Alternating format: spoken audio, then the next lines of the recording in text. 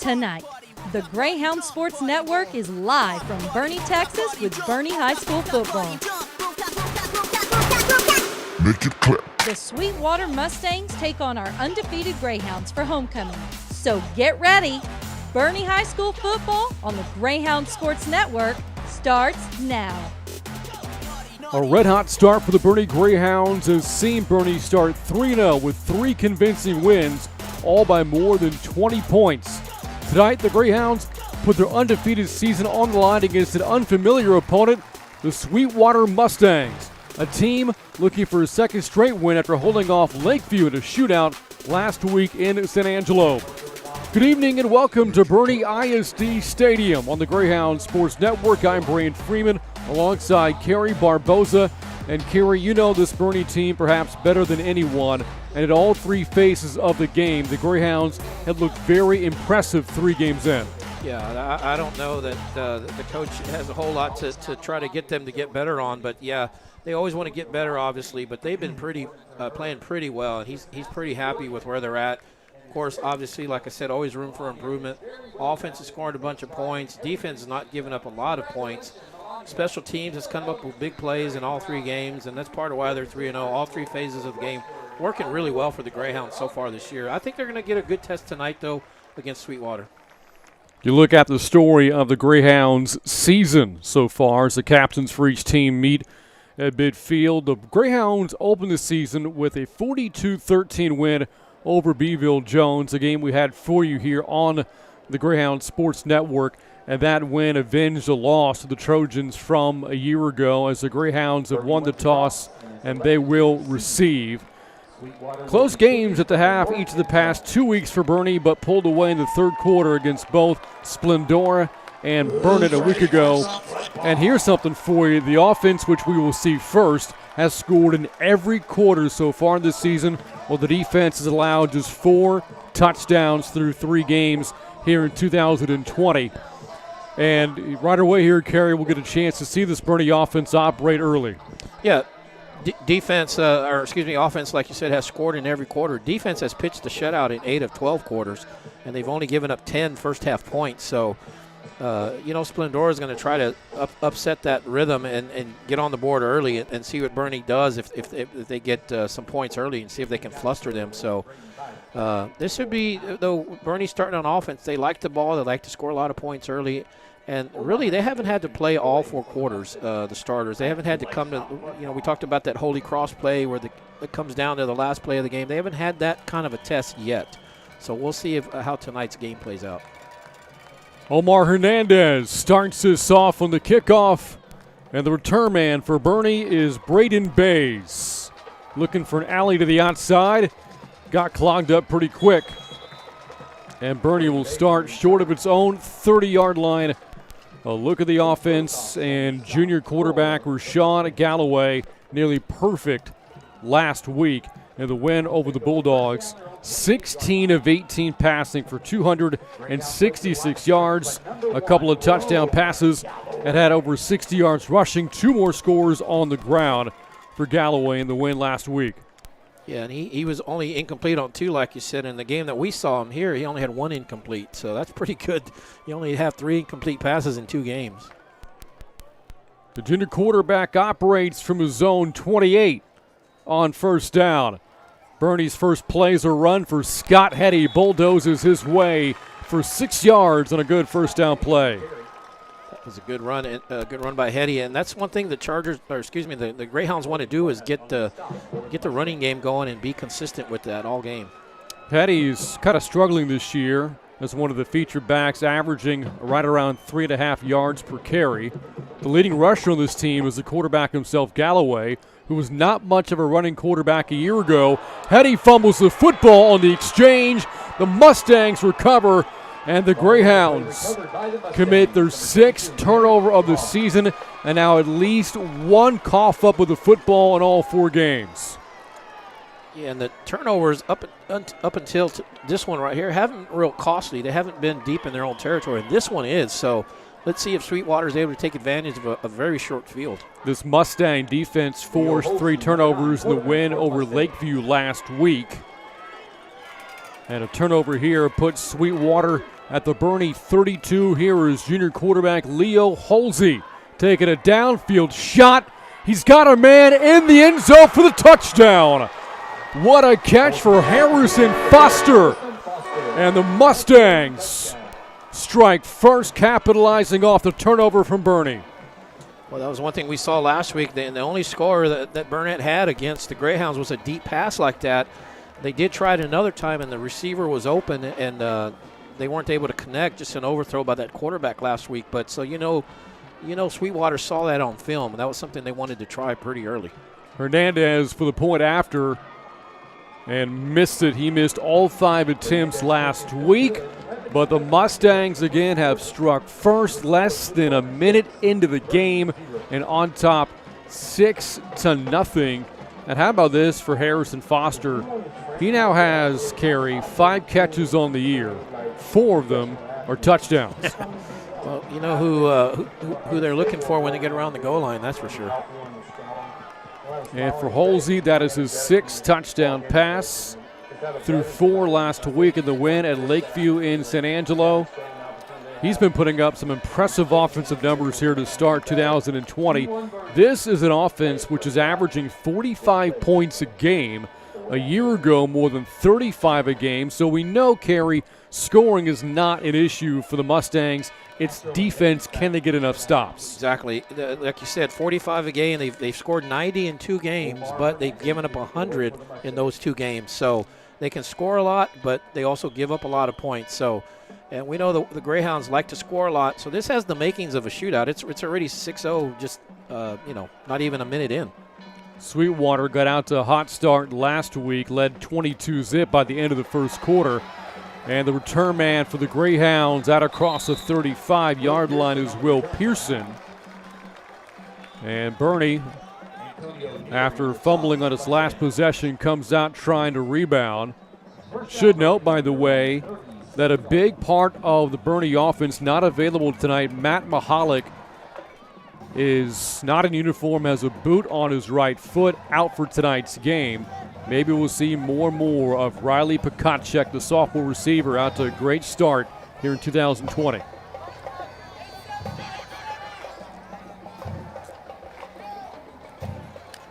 On first down, Galloway. A completion, and right on cue, Pekacek breaks a tackle.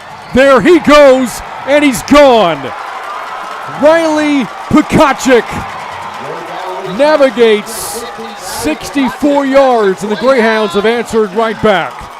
Yeah, well, Pekacek, we saw this last week where he had a 64-yard touchdown. Today it's 63 yards. He's a special player. He's only a sophomore, and going into this week, he wasn't even listed as a starter on the 2 deep chart that I saw, but he is a special talent there as a sophomore. He's their leading receiver, and this is the first game he started, so that tells you a backup is your leading receiver. That's how good he is. Pekacek had a 64-yard touchdown last week. The point after is good, but there is a penalty marker, and we will check the flag first from our officiating crew. Offside's a call. Greyhounds decline and take a 1-point lead. Fireworks early here at Boerne ISD Stadium. A little more than a minute in, and the Greyhounds lead the Mustangs 7-6 on the Greyhounds Sports Network.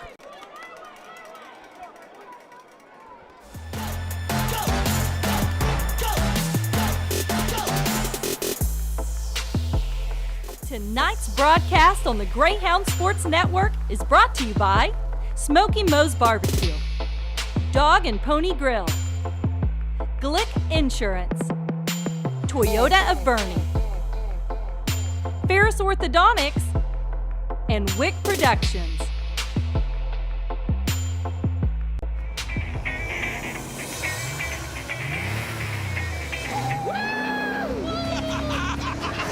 This one is called the Big MX-5 300 ZX. Yes, Mikey, yes. Sometimes you have to think outside the box. I am going to be making my car up as I go along. Doesn't get much cooler than this. I mean, seriously. Wheeler Dealers. New episode every Wednesday at 9 on Motor Trend, or stream every episode ad-free on the app. Back at Boerne ISD Stadium, on the ensuing kickoff following the long touchdown from Pekacic. Maybe another long score coming up in this game. Aiden Rosas, kicker to beat, and Hetty brings him down inside the 5.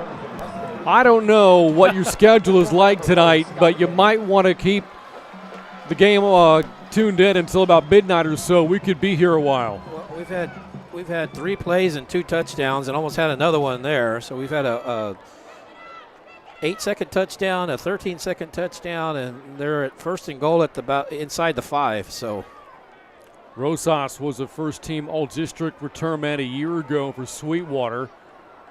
And for the second consecutive possession, the Mustangs start inside of Boerne territory. It's a run on first down. A helmet comes off a Mustang. And in the end zone for the touchdown is Ethan Brockman. No flags in the play. Incredible. Sweetwater has run 2 offensive plays, both for touchdowns. Boerne has run 3. One of those a score. Man. Well, I hope you came expecting fireworks, because we're getting that tonight. We're at 3 touchdowns, and we're not even 90 seconds into this game.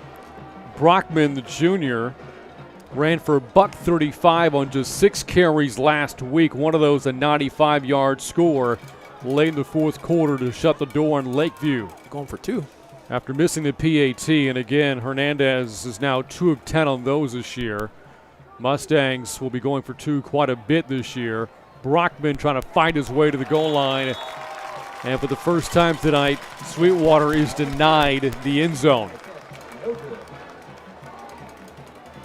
So 10:34 left here in the opening quarter. It is a 12-7 Sweetwater lead. Again, they jumped out to a 22-0 lead by the end of the first quarter last week. An important start for the Mustangs last Friday after falling behind by 20 early in the first half against Stephenville. And again, this team is very explosive. Last week, the Mustangs piled up more than 660 yards of offense, averaging more than 12 yards a play, and Kerry, we're seeing some of that right now. Yeah, 2 plays, 2 touchdowns. And, this is something the Greyhounds, this is the first time this quarter, this is the first time this year that they've been trailing on the scoreboard. They've never had to deal with that mentally. So let's see how they deal with this. And they responded pretty good, but then they gave up that big play on that kickoff return. So let's see how they bounce back from that. This first time they've had to trail. And you knew that was going to happen eventually. They weren't going to lead every single game of every quarter. But so it's good. Face a little adversity. It's still early in the game, too. Kick is fielded inside the 20-yard line. Bays the return. He's got an alley here and spilled over just shy of midfield. A Sweetwater player is slow to get up. That's Rosas, who had the big return, setting up the last touchdown for the Mustangs. And here comes Boerne. As you heard Kerry say, I know it's early, but being pushed really for the first time this season. The 12 points surrendered, already 1 shy of tying the most Boerne has given up this year. Galloway, last drive, threw his 7th touchdown pass of the season. A 64-yarder to Riley Pekacic on the rollout. The tight end, Hunter. Small gain. Haven't said that much tonight. 2nd down and 9 coming up for Boerne. And Kobe Hunter's a guy they want to get involved, that tight end. They want to get him involved. He's only had 1 catch in each of the first 3 games. So he's a big target, and they went to him a lot last year, so they want to get him a little bit involved in that passing game. Both he and Jacob Ramirez, big parts of the offense last year, combining for 8 touchdowns. They've been kind of quiet so far this season. On the zone read, Galloway keeps trying to outrun the defender to the edge, and does. Good athleticism there from Galloway, and good physicality as well. Takes 3 Mustangs to bring him down inside the 40-yard line. And Galloway showing off his legs there for a first down pickup. Yeah, and since the Splendora game, they've ran him a lot more than they ever did last year. And I talked to him after that game. He said, I like running. I wish they would run me more. And he says, I know it's a risk, but I really enjoy having that ball and helping the team in that way.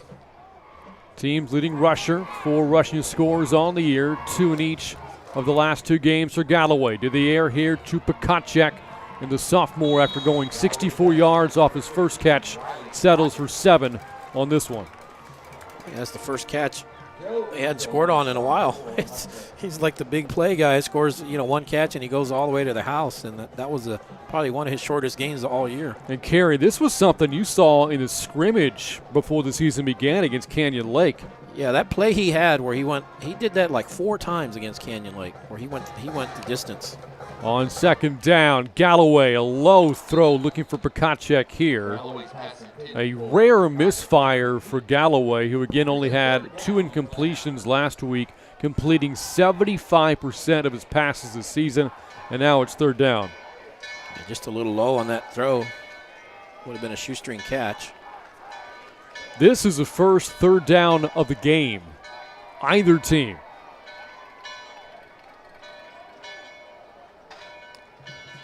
On third down, Galloway stepping up, bounces outside. Galloway's got the first down, escaped trouble and made a play to move the chains again. Boy, very elusive. You saw a nice move where he eludes the defensive tackle, defensive end there. And he gets that first down, and he's got pretty good speed. He doesn't look fast, but he's got good speed, and he's quick. And, of course, he's a load to bring down. He's 200 pounds, and he doesn't mind the contact. He's a physical runner. Had over 100 yards rushing in the Week 2 win over Splendora. On first down inside the 30, here's J.P. Castro. Good defensive pursuit there for Sweetwater. Coming in to make the tackle, Nicholas Granado. This is a defense with 8 starters back from a year ago, but again, this unit has struggled.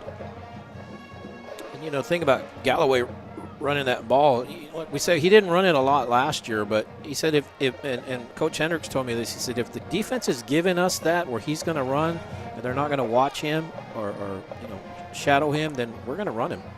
Coming up at 8 minutes to go in the first quarter. Explosive affair so far. Pakacek fumbles the ball to the outside, but to the sidelines harmlessly. And Boerne fortunate to not cough it up for a second time in the quarter. Brings up third and long.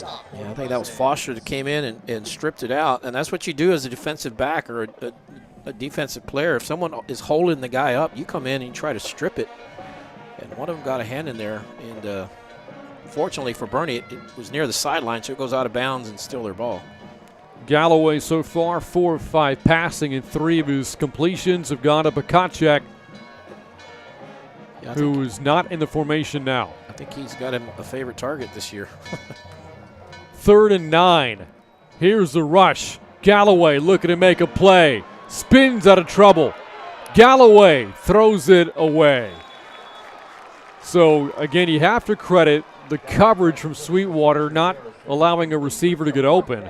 But Galloway, his ability to avoid a sack there doesn't go unnoticed. Yeah, and that's just going to go down as incomplete pass, but you and I just saw what he had to do just to avoid taking that sack. Just so elusive, and he almost busted it. He was one real key block away from, maybe running for it. Looks like they're going for it here. Yeah, the Greyhounds opting not to attempt from 43 yards out as Sweetwater jumps off sides in the hard count by Galloway. That's going to make it more manageable. It's going to be about 4th and 4, but they were yelling at the coaches for Sweetwater. Were yelling.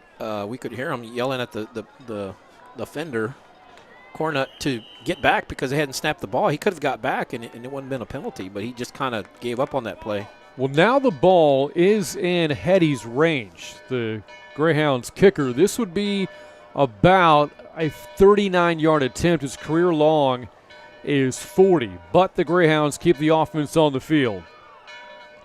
Still no Pakacek out there. On 4th down, Galloway throws complete. Oh my goodness, what a catch through his legs. Hauled in by Cam Johnson. Great job by Johnson going down and making that catch. He gives himself up by his knee touching, but he was beyond the first down marker, so that's a good time to give yourself up if you know you're going to get that first down. Incredible catch from the sophomore, first-year varsity player. Converts on 4th down, and Boerne a fresh set of downs inside the 15. Galloway play fake and a pass that got behind the receiver, Xander Garrison. And that is already the 3rd incompletion thrown by Galloway tonight. 2nd down. Garrison just running a quick slant pattern and throw just a little bit behind him, just a tad behind him. I don't know if he scores if he catches that, but he definitely gets him closer to the first down marker. Castro back in the backfield alongside Galloway. He takes the handoff, looking for a hole, doesn't find one. Castro, like Hetty, has struggled to get things going on the ground. About 3 yards per carry for him this season. And the Greyhounds again faced with 3rd and long. Yeah, 3rd and 10, haven't been able to get anything after that first down. And when they did get that first down on that completion, maybe with Cam Johnson, maybe they might be more comfortable bringing Hetty out there if they don't get anything here. Still no Pekacic, and again Sweetwater jumps. Second offsides call against the Mustangs on this drive. Interesting, we have not seen Pekacic out there the past several plays. He is standing on the sidelines, does not appear to be bothered by anything. So Pekacic not out there. Mahalik is out with an injury. Does Galloway have enough weapons right now to keep things going? Hey, good job by Galloway. He's got them to jump twice on 3rd and 4th and long, and it's made it a little bit more manageable. Here's the blitz. Galloway completes, breaking a tackle, lunging for the goal line, and a touchdown. Jackson Harper, his first touchdown of the season. As soon as Harper crossed the plane, he put the ball down, and Sweetwater was acting like it was a fumble. And Galloway was running down there like he was going to have to make a tackle, but I think that was the right call. I think Harper broke the plane, then the ball came out, so it's a touchdown. So we've seen a bunch of explosive plays in this game for Boerne. That was a meticulous drive. Just chunk play after chunk play for the Greyhounds. A couple of 3rd down conversions, one on 4th down. As Sweetwater jumps off sides again. Boerne will elect to decline the penalty, take the point after. And the Greyhounds on top in an explosive first quarter, 14-12. Nearly halfway through the first on the Greyhounds Sports Network.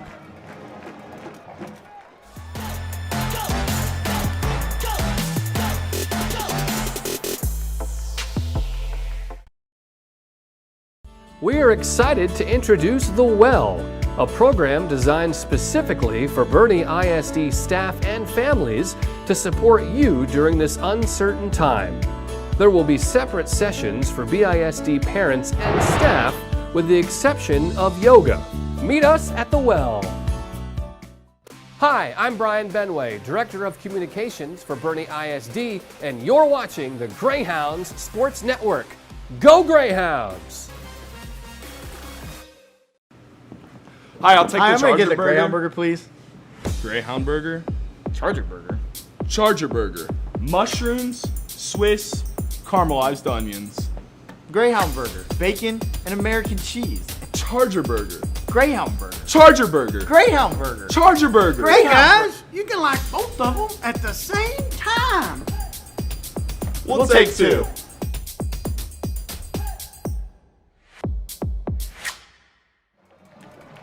Greyhounds coming off a long scoring drive engineered by Rashawn Galloway to take a 2-point lead as these two teams go back and forth here in the opening quarter. Rosas on the return for Sweetwater.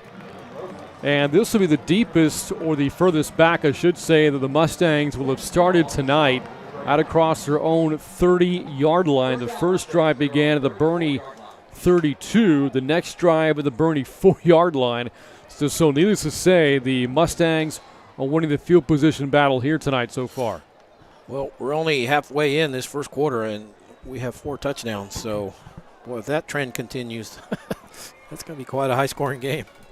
First down play, and Halsey with the completion. Close to the sticks. Tackle made by the safety Pearson on the catch from Jordan Sims. And I gained him 9 yards on first down. Just a good little out pattern there and gets him 9. So this makes 2nd and 1 is so much fun for a coordinator. You got the whole playbook open to you right here because you don't get it, you still got another crack at it on 3rd down.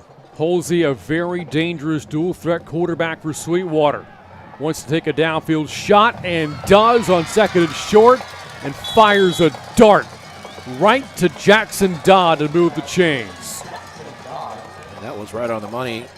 Looks like Dodd gets a good move. It looks like he's coming out limping. He landed funny and headed to the sideline that time. That's a gain of over 20 yards on first down. 3 completions to 3 different receivers so far for Leo Holsey, first team All-District as a sophomore back in 2019. Play fake again. And a short pickup for Eric Martinez, just his second catch of the year. That's a good tackle by Hendricks there, open field tackle. That's tough to tackle an athlete in space like that, but they do get about 4, but it could have been a lot worse. Halsey facing some pressure, throws into traffic, and it's tipped and incomplete. Credit the Boerne pass rush there to force a bad decision from Halsey. And I felt like this was going to be the one area that the Greyhounds secondary was going to be tested tonight. They hadn't really been tested like they have been tonight because the first 3 quarterbacks they've seen weren't prolific passers. Not that Halsey is, but he's a lot better than anyone they've seen. And now the Greyhounds jump off sides. Ethan Hamby. That will not be enough to move the chains via penalty, but make third down much easier for Sweetwater. Going back to Carey's point, you look at Boerne's pass defense so far.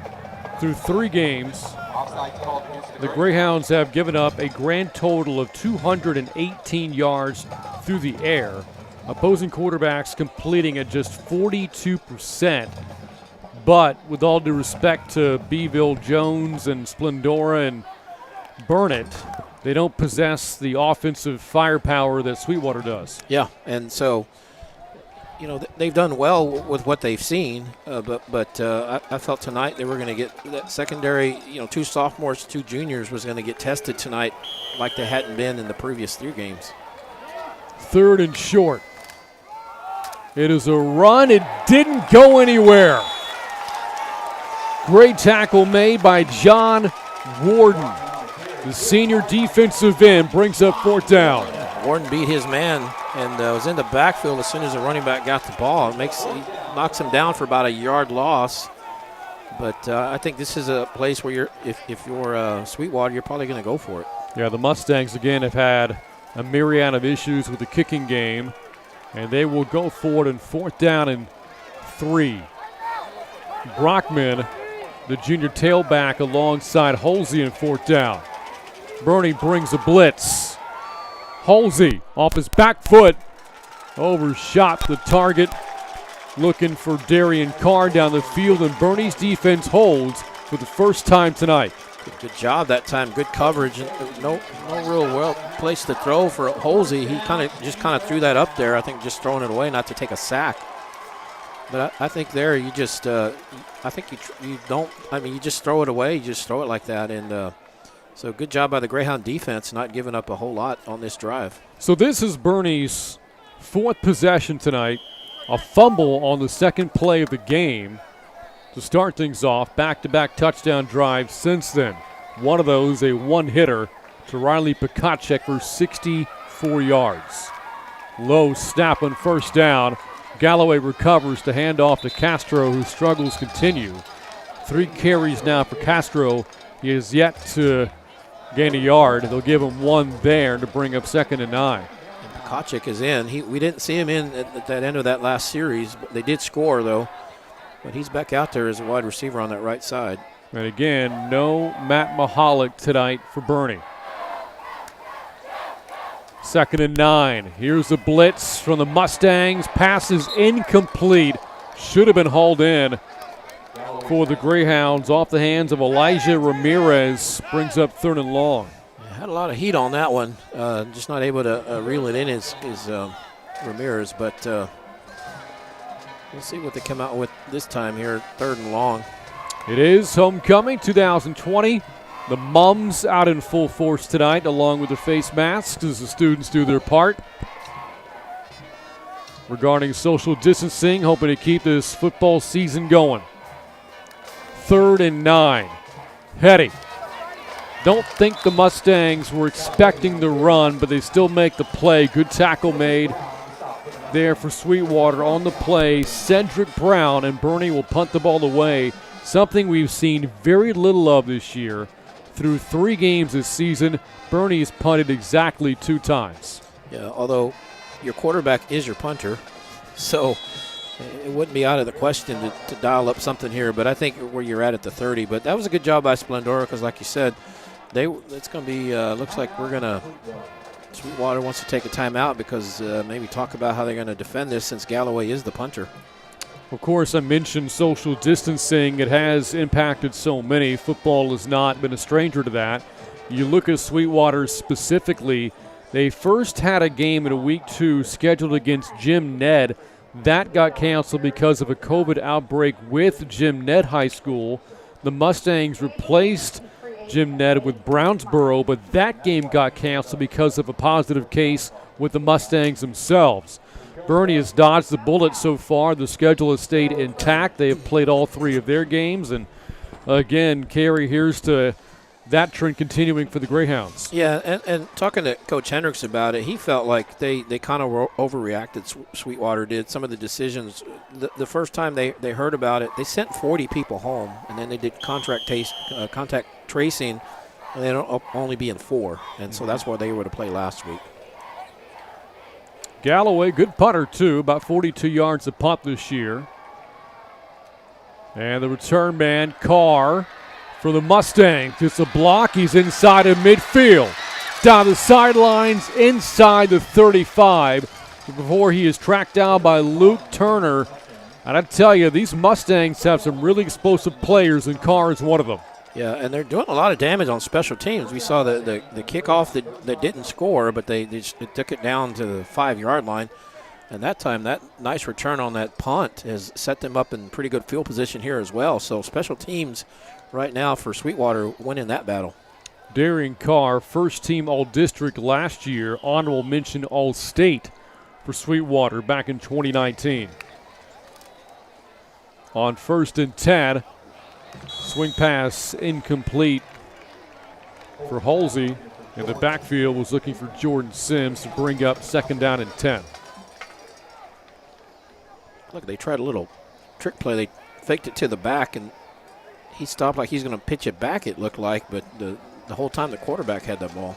Again, Sweetwater, 12 points on the board, scoring on each of the first 2 offensive plays of the night. Running play on 2nd down, and again, nowhere to go for Brockman. Tracked down for a loss by Houston Hendricks and Elijah Marshall. Yeah, Marshall's the first guy there, and then a couple other guys. 22 comes in to help finish him off. Tanner Lundy, who had some big games. Had a big game last week. Led the team in tackling, and then finished that 2-point conversion they had against Splendora that was blocked. And Hendricks picks it up, runs it about halfway. He's getting tackled, and he laterals it back to Lundy. 3rd and 12 on the rollout. Halsey completes to Carr, breaks a tackle, makes a move, and stumbles into the end zone. On 3rd and 12, the Mustangs do more than convert, they score. Well, just nice second effort on the throw. He makes the catch along the sideline. He shakes the tackle, and then he gets the open field, makes a couple nice moves, gets into the end zone. It's going to be interesting to see what Sweetwater does now. They've missed 2 extra points, so are they going to chase those points, or are they just going to try to kick, or what are they going to do here? It looks like they're going for 2. Again, Omar Hernandez, the kicker, who's kind of just been the one player to assume that role, isn't a true kicker in his own right, has missed 6 straight point-after attempts, so the 2-point conversion for the Mustangs works instead. On the catch, Danner Faust, and Sweetwater has responded again. The Mustangs, 4 possessions, 3 touchdowns, add 2 more, 20-14, Sweetwater on top on the Greyhound Sports Network.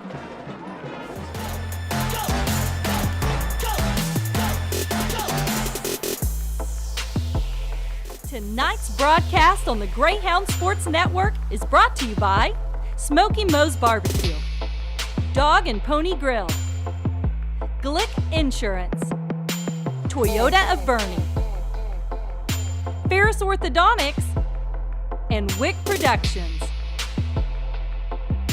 Texas isn't just big, it's wild, with all kinds of creatures. Cuddly ones, prickly ones, armored ones. All these animals need protecting, and there's one team that's always there to make sure they stay safe. Lone Star Law. Sunday at 9 on Animal Planet. Watch Animal Planet, GVTC. And welcome back to Boerne ISD Stadium. Good return from Will Pearson following the kickoff from Sweetwater. Coming off a touchdown, 8-point possession for the Mustangs. Leo Holsey's second touchdown pass, a 32-yarder to Darian Carr. And this Mustang offense is really pushing Boerne's defense tonight.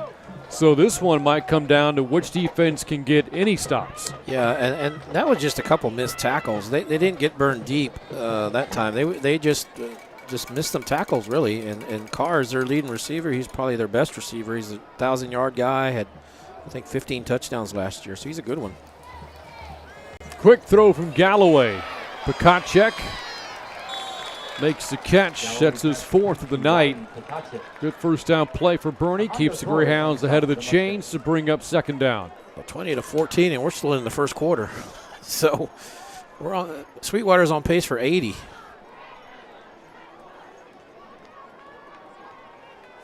Without a doubt, this has been the best offense the Greyhounds have faced this season.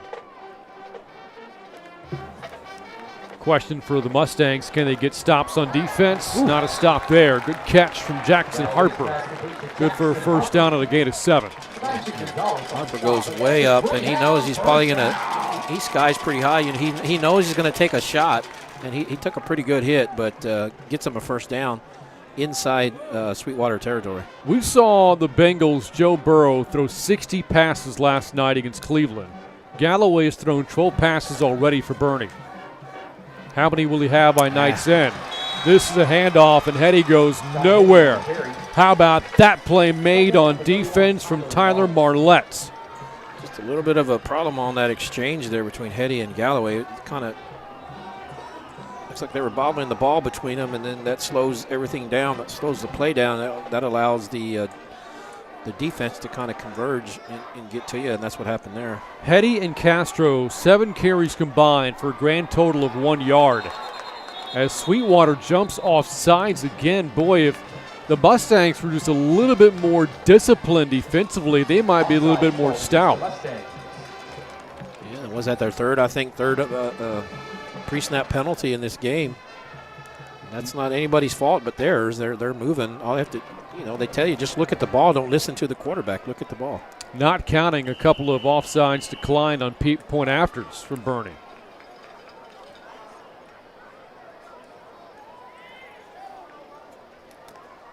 On second and long, Galloway stands tall, good protection, and he's picked off. Armando Torres, now they'll say incomplete. Sweetwater sideline beside itself right now. They thought they had a pick. Well, throw to the edge like that, it did hit the ground. We saw the replay. But you throw to the outside like that, you can't be late with that throw, and that's what happens when you are late or if you're short. Galloway's thrown 2 interceptions this season. Lucky he didn't throw his third there. Could be the final play of the third of the first quarter. Here's the rush. Galloway, backside pressure. Gets away, slings it. That one nearly picked off by Harrison Foster, and that'll end the first quarter. And for the first time this season, the Greyhounds trail after 1. Mustangs in an explosive first quarter to lead Boerne 20-14 on the Greyhound Sports Network. We'd like to introduce to you your 2020-2021 Boerne High School cheerleaders. Hi, Greyhound family. It's Dr. Hembry with Ferris Orthodontics. We are so excited for homecoming tonight. We're so glad we made it here. We hope y'all have the best of night. And on behalf of Ferris Orthodontics, team, Go Greyhounds! We hope y'all beat Sweetwater. Tonight's broadcast on the Greyhound Sports Network is brought to you by Smoky Moe's Barbecue, Dog and Pony Grill, Glick Insurance, Toyota of Boerne, Ferris Orthodontics, and Wick Productions. And welcome back to Boerne ISD Stadium. Mustangs on top of the end of one, and we are in for a show. The first quarter is of any indication. Both offenses tough to stop in the first quarter. Boerne's offense was stopped by this Mustang defense. Fortunate for Rashawn Galloway, he didn't throw a pick on that last drive for Boerne as Galloway out to punt now on 4th down as the Mustangs call for a timeout. That's twice now Boerne's been back to punt and they've called for a timeout. So I'm not sure if they see something they're not happy with and they want to make sure they got their linemen right. Or there has to be a concern for Sweetwater, I assume, that the punter is the quarterback who's a pretty special playmaker. They want to be sure that Sweetwater has the right alignment in the event of a fake. Yeah, but of course you knew. Well, I would assume they knew that coming in. So I don't know why they're surprised to see him back there. If that's why they're calling the timeout, I don't know if they had all the personnel in. Boerne, through the first 3 games, had not allowed a single first quarter point. 20 to the Mustangs tonight, and Kerry pointed this out. This was the first time that Boerne has given up a first half touchdown this year. Galloway will punt it away. Good punt. Can the Greyhounds down it? No. Despite the efforts of Kobe Hunter, couldn't get there before it trickles into the end zone. Well, I don't think Sweetwater thought they were actually going to punt it because they didn't have a return man back. So they had everybody up thinking that Galloway might try a fake or something, but they didn't do it. We're all familiar with Greyhounds head coach Che Hendricks in year 3, impressive record, 19-7. The head man for the Mustangs, Ben McGehee, in his 4th season with 16 wins under his belt. He was at Temple before taking over at Sweetwater, replacing Shane Mobley as Mustangs head coach. Mobley turned that into the Sealy High School job. On 1st down, short run for Brockman, who's been kept in relative check despite the 4-yard touchdown run. It's 2nd down and 6 for the Mustangs.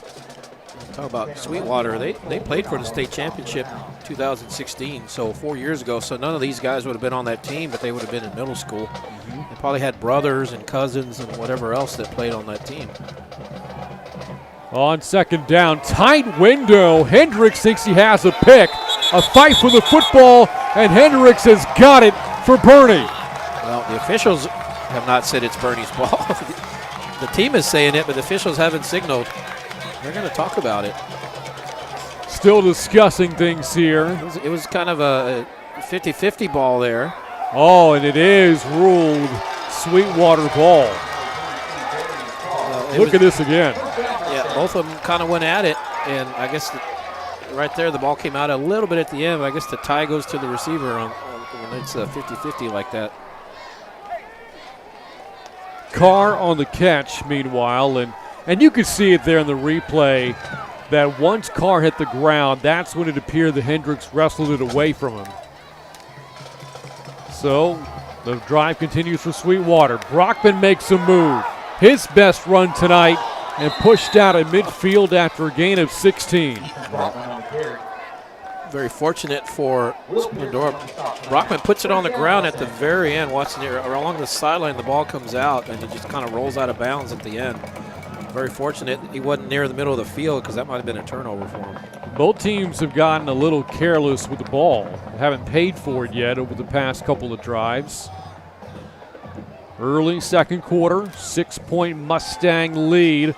Brockman again after his big game last week. Settles for a yard here. And Marshall, Elijah Marshall in there. Grabs him from behind, doesn't let go of that jersey, and he wrestles him to the ground. Pushes him forward on the tackle, so he gets about 3 out of it. Marshall, the team's 2nd leading tackler.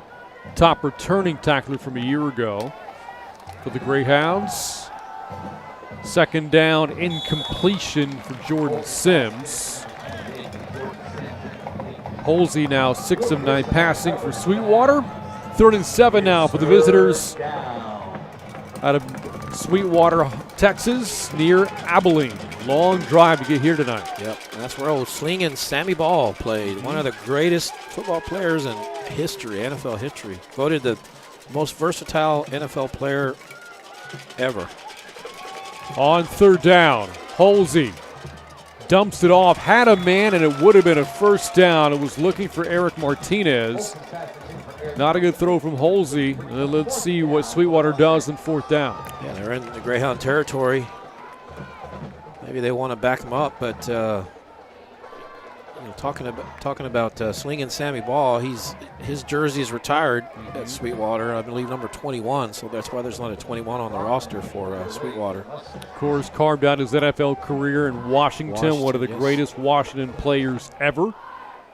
Another notable alumni from Sweetwater, John Layfield, ex-pro wrestler. You might know him as JBL, or one of the Acolytes. Played high school football for the Mustangs back in the 80s. Good punt here for Sweetwater, down inside the 10. And that's where Boerne's next drive will start. You heard Kerry mention the fact the Mustangs were a win away from a state title in 2016. They won the state championship in 1985, 35 years ago. And I tell you, usually when you go to the school or go to the gym, like you go to Medina Valley, you drive up that road, there's banners and signs or something that lets you know that we've won something like that. And that's infectious in the community. And those guys know other teams have been there and won, and so they try to live up to that. Deepest either team has started tonight. Boerne operates inside the 10.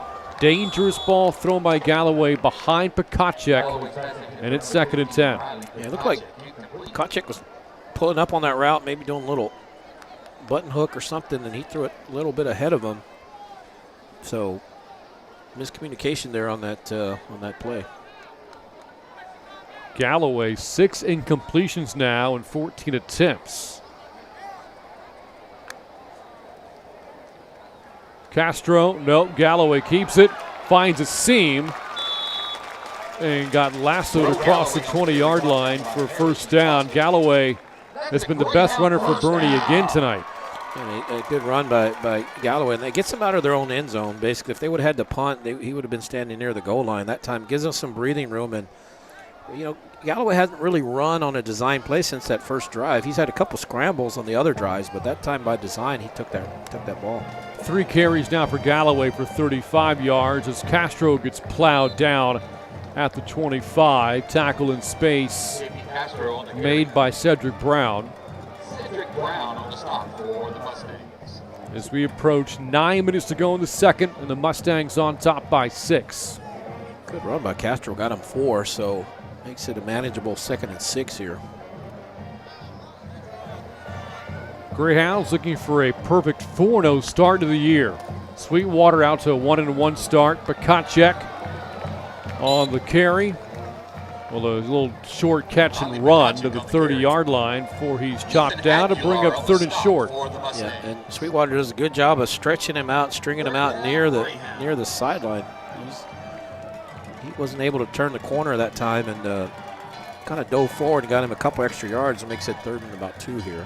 Again, Pekacek, the team's leading receiver.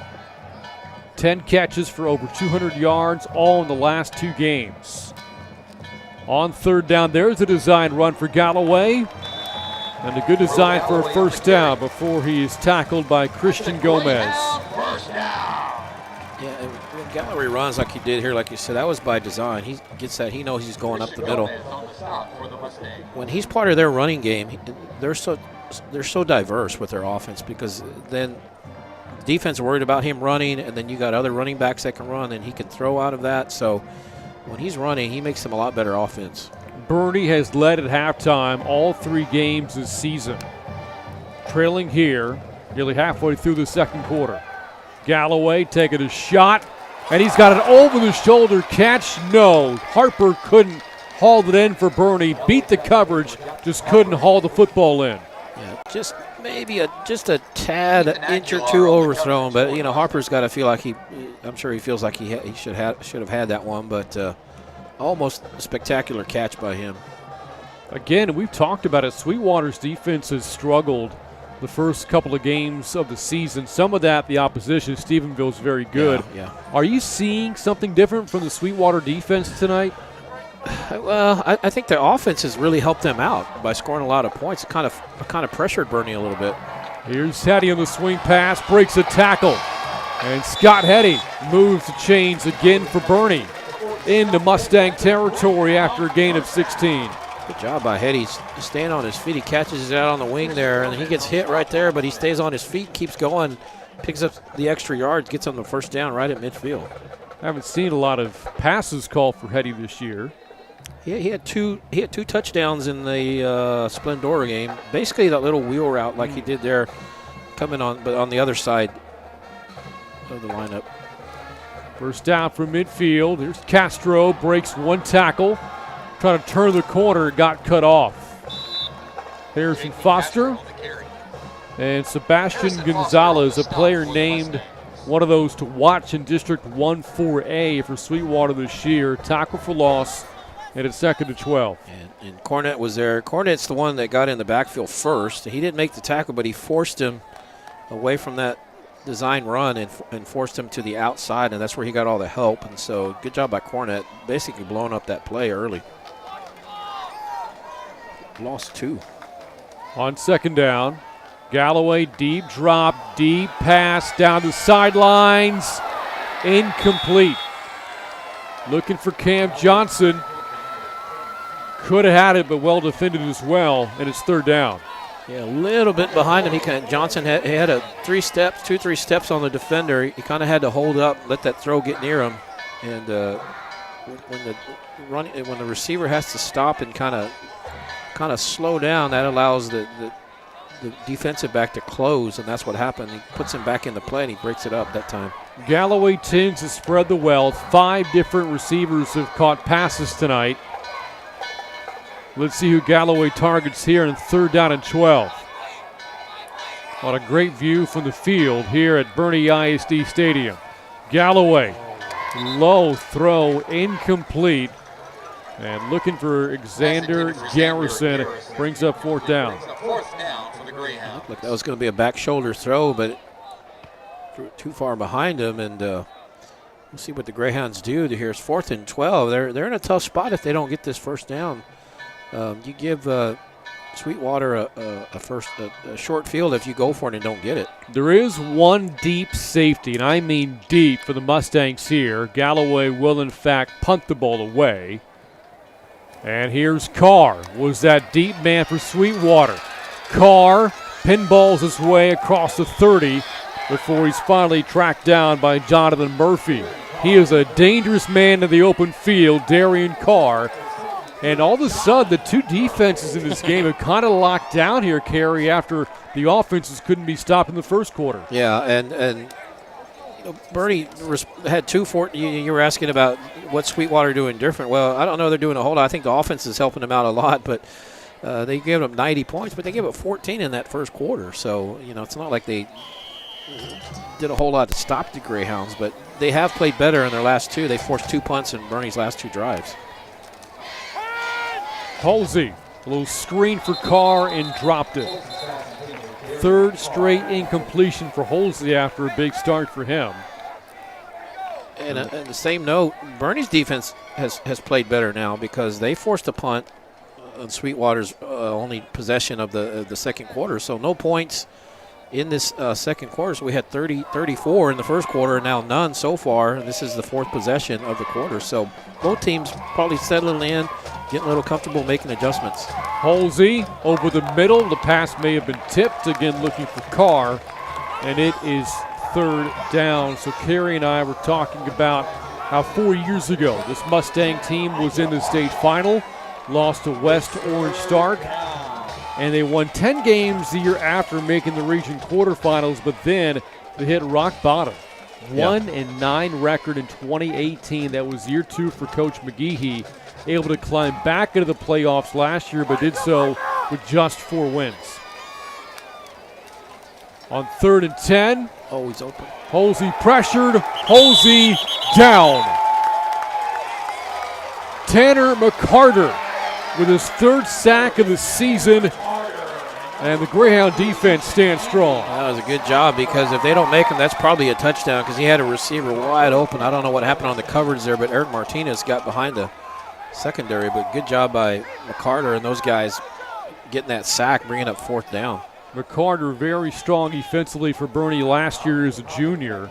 Led the team in sacks a year ago. Team leader currently 3+ games into 2020. And all of a sudden the scoring has come to a screeching halt here. The punt fielded. Pakacek inside of midfield. Fumbles the football. Jumped on by Bays. Well, again, the two teams have been kind of careless, but they haven't paid for it here in this first half. Yeah, that ball, that helmet must have hit the ball right in the perfect spot, because that ball flew back about 10 yards. Very fortunate that there was a couple Greyhounds there to fall on it. Pakacek, a couple good moves there to get himself some running room, but then he took a pretty good pop and puts it on the turf. But Greyhounds get on it and have a relatively short field on this drive. Sweetwater, by the way, is the favorite in District 1 4A, and Boerne certainly will contend for the 14-4A title this year as well. District play for the Greyhounds not far away. It starts in 3 weeks. On first down, Hetty with a head of steam. His best run tonight, good for a gain of 9.5 yards. Well, they'll say the full 10. No, it's 2nd and short. Some good blocking, good open field running by Hetty as well. Hetty again, this time denied. Big Caleb Lee got right through the offensive line, and now it's 3rd down and medium for the Greyhounds. Well, we're kind of seeing this. The first quarter we talked about, it's been a tale of 2 quarters, because that first quarter defenses gave up 5 touchdowns. So far, 2 possessions each, 4 punts. So defenses have kind of done a good job here. Again, the Mustangs jump. Galloway takes his free shot. Incomplete, but again, with the offsides penalty, an easy decision there for Galloway to chuck it down the field. The difference on this one is it's going to be a 1st down. The other 2, they just made it a lot more manageable on the down and distance, but they gave him 5 yards. This one's going to be 1st down because there's a 4th and 3. So that was a big mistake there by Sweetwater, giving them Greyhounds first down and 4 fresh sets of downs here. The Mustangs have been penalized 15 times through their first 2 games for 130 yards, and you wonder what that total will be like at night's end. First down from the 40. Castro for a small gain for the Greyhounds. So again, Boerne will open 14-4A play. Week 7 against Pleasanton here at Boerne ISD Stadium. Still 2 more non-district games left. A Thursday nighter coming up this next week against old rival Fredericksburg, and then Salina in the Alamo Dome 2 weeks from this evening. Castro again finds a hole this time before he's lassoed down by Rosas. And that'll move the chains for Boerne, and a good run from Castro. Good job by Castro. Almost broke it. Really was just not that far away from breaking it. Watch him get into the secondary. He gets to that 2nd level. And if he gets through those 2 men right there, he's gone. It's a foot race. Approaching 3 minutes to go in the 2nd. Our score remains the same as it did at the end of the first quarter, 20-14. Galloway on the keeper, bouncing left, breaks 1 tackle. Looking to shovel the ball away and thinks better of it as Brown brings him down for a loss. Like you said, I think he was going to try to throw that to somebody, but thought better of it, like you said, and that was probably for the better that he didn't do that, because a lot of crazy things can happen when you try to throw the ball as you're getting sacked. Again, Kerry, the Battlin' Billies is coming Thursday. What a game a year ago, won by Fredericksburg in double overtime. Boerne looking to avenge that at home this coming week. That's a great rivalry between those two schools, and probably the most heated rivalry of Boerne's. Low snap. Galloway went to a knees. He picked it up, so he's marked down. And that's going to bring a 3rd and close to 20 for the Greyhounds. And that's the baseball player, I think, in Galloway coming out. He's an infield. He's a third baseman, so he's touching the knee down, trying to make sure that ball didn't get past him. But field that short hop and get it over to second on the relay. But his knee comes down, and it was close, but I didn't know if he was able to keep it off the ground. But the officials right there said no.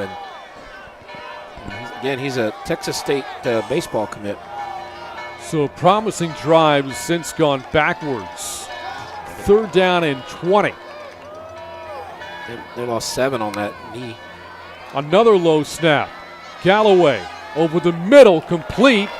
Trying to make a play is Ramirez. Did he find the sticks? It looks like he did on 3rd and 20. Boerne is somehow able to convert. He's close. Let's see where they mark it. They haven't signaled first down yet. Well, he is right there, and yes, it is just enough for the first down. Good job by Ramirez.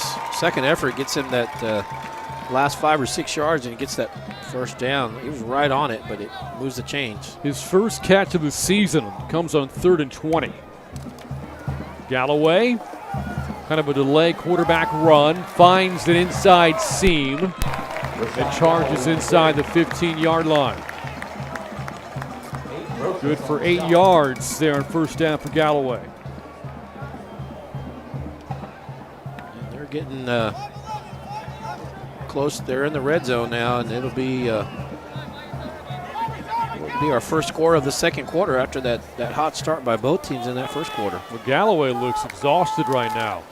2nd and short. Galloway keeps again into traffic, and this should be enough for the first down. You look at him a little bit laboring there for Sean Galloway. He's had to work really hard in the first half. Again, this Greyhound team has kind of rolled over opponents through the first 3 games. Not the case tonight. Yeah, they hadn't been tested like they have been tonight. It's the first time they've trailed in a game going into week 4. 1st and goal. The blitz, the give to Castro. The clock is ticking. Close to 30 seconds left, but Boerne has all 3 timeouts. They'll spend one of them here. Timeout, Greyhound. So 2 timeouts at your disposal here, Kerry, with 36 seconds to go. I figure your playbook is still fairly wide open. Yeah, you can run or throw, because if you're going to throw it, it's not going to be a deep pass. So it's going to be a quick kind of a play. So we'll see. A lot of times they get around here, they like to bring Hetty out of that backfield little wheel route, kind of get him open. What they do is they put 2 receivers to the right, and then they run across, try to drag the safeties across, and then he comes out in that little open spot underneath, and they try to hit him. Let's see what they do here. But they definitely, you're in field goal range. You definitely want a touchdown here. You want to take the lead and go into halftime with the lead after what you went through in that first half. You'd feel a lot better, I think, about this game. This time next Friday, the champion Chargers will finally get a chance to get things going. Again, the schools in Class 5A and 6A have had to wait until September 25th, and their first week of kicking things off comes next week. They had a scrimmage yesterday here against New Braunfels, the Unicorns. And that is one big team, a champion team. They are big dudes. One of the great mascot names in all of the country, the Unicorns. 2nd and goal, breaking a tackle, Harper, and ties the game. Jackson Harper with his 2nd touchdown. Harper just beat his man, that was all. It was just one-on-one. He makes a catch, slips the tackle there, and heads it in the end zone, and it's tied up 20-20. Greyhounds still have to kick the extra point, and boy, if you can take a lead into the half after falling behind, that shows some resiliency there by the Greyhounds. Hetty out to give Boerne the lead. Harper, who caught the touchdown on the hold. And the Greyhounds crawl ahead by 1 with 31 seconds to go. Rashawn Galloway, touchdown pass, number 3 of the night.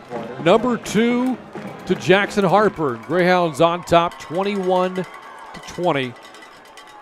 Mustangs do have 1 timeout left. They can be very explosive, though, as well, Kerry, so this first half is far from over. Yeah, still got 31 seconds, but that was good resiliency by the Greyhounds. We talked about it. They were, remember, facing 3rd and 20 at the 41, and they give up they get 21 yards on that pass to Ramirez. I thought that was the key play. And then also, remember, they were facing 3rd and 3, and then Galloway gets them the jump, and that gets them the first down, and that extends the drive. And they go 11 plays, 53 yards, and took almost 4.5, and so able to finish it with a touchdown. And so far, only points of the quarter, and gives the Greyhounds a 1-point lead. The biggest play of that drive, 3rd and 20. The connection to the tight end, Jacob Ramirez, got just enough of the first down on his first catch of the season. Yeah, and he was right.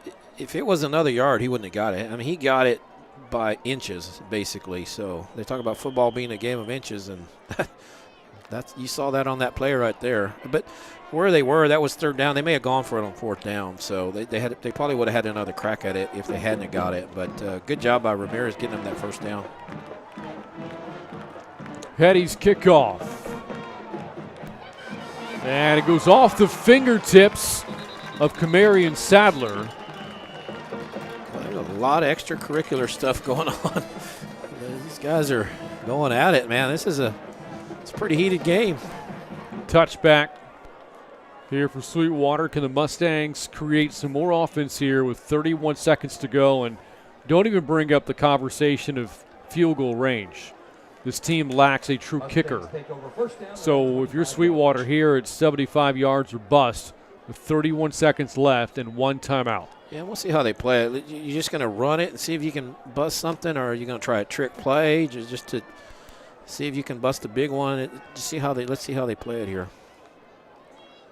It is a run. Brockman got tackled by McCarter, trying to do his best to secure the football. About 5 yards there. Sweetwater now in a little bit of a hurry up, but the clock ticking inside of 20 seconds. Yeah, I think and remember, they used 2 timeouts just on when Boerne was going to punt, just to make sure they had the right personnel in there. So they're down to 1. One more play in this first half. Holsey nearly threw a pick there to Tanner Lundy, and the Greyhounds will take a 1-point lead into the halftime locker rooms. A late touchdown pass, Galloway to Jackson Harper. Touchdown pass, number 3 of the night for Galloway. And Boerne, in its most competitive game of the season, clinging to a 21-20 lead after a phenomenal first half from Galloway. That the big conversion from Jacob Ramirez, extending that drive, allowing Harper to score a few plays later. Halftime coverage coming up. You're watching Boerne High School football on the Greyhounds Sports Network. Tonight's broadcast on the Greyhound Sports Network is brought to you by Smoky Moe's Barbecue, Dog and Pony Grill, Glick Insurance, Toyota of Boerne, Ferris Orthodontics, and Wick Productions. Hi, I'm Gina Devane, the Boerne ISD Athletic Secretary, and you're watching the Greyhound Sports Network. Hi, Greyhound family. It's Dr. Hembry with Ferris Orthodontics.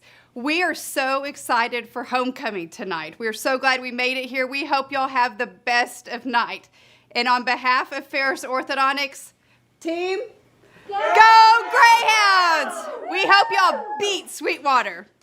Attention, all Boerne ISD students. Let's all do our part to keep our schools safe and open. Please, mask up. So we can suit up.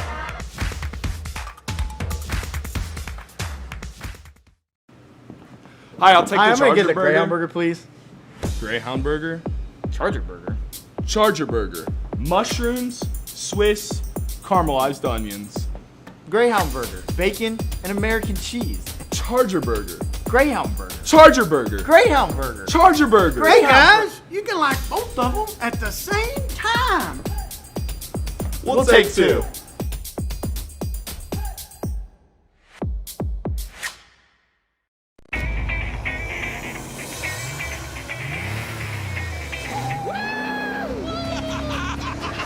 This one is called the Big MX5 300 ZX. Yes, yes, Mikey, yes. Sometimes you have to think outside the box. I am going to be making my car up as I go along. Doesn't get much cooler than this. I mean, seriously. Wheeler Dealers, new episode every Wednesday at 9 on Motor Trend, or stream every episode ad-free on the app. At QVC, we know shopping because we're shoppers too. We know sometimes you want to treat others. And sometimes you just want to treat yourself. We know it's the little things that make a house a home. And we know what it's like to budget. It's why we started Easy Pay, so you can enjoy what you want now and pay over time with 0% interest. We created QVC for shoppers like us. And like you. QVC, by shoppers for shoppers. We are excited to introduce The Well, a program designed specifically for Boerne ISD staff and families to support you during this uncertain time. There will be separate sessions for BISD parents and staff, with the exception of yoga. Meet us at The Well. Hi, I'm Tommy Price, BISD Superintendent, and you're watching the Greyhound Sports Network.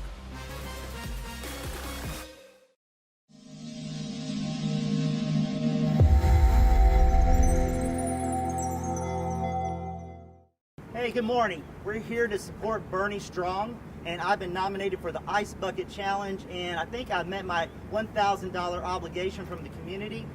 We want you to know these are all the principals from Boerne ISD, and we support our small businesses and our nonprofits. So thank you for, thank you for this opportunity to have two of our principals pour ice water on my head. And where else can you have the boss get drenched by their employees? So remember, you can contribute. We are Boerne, and thank you, and be gentle.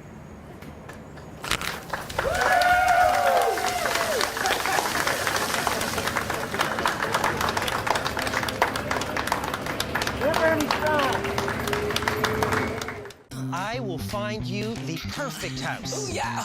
I know exactly what you want. My goodness. All you have to do is love it. Or list it. This house has so much potential, it's ridiculous. I got a great house they love.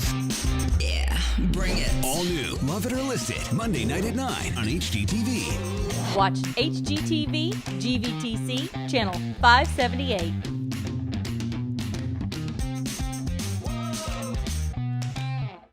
Jonathan and Drew face off in a Hollywood home build-off, and the competition, I smell fear, never stops building. It's lights, camera, renovation. An all-new Brother vs. Brother, Wednesday night at 9 on HGTV. Watch HGTV, GVTC, channel 578.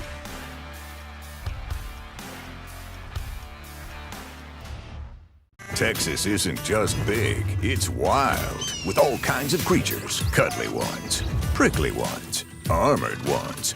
All these animals need protecting, and there's one team that's always there to make sure they stay safe. Lone Star Law, Sunday at 9 on Animal Planet.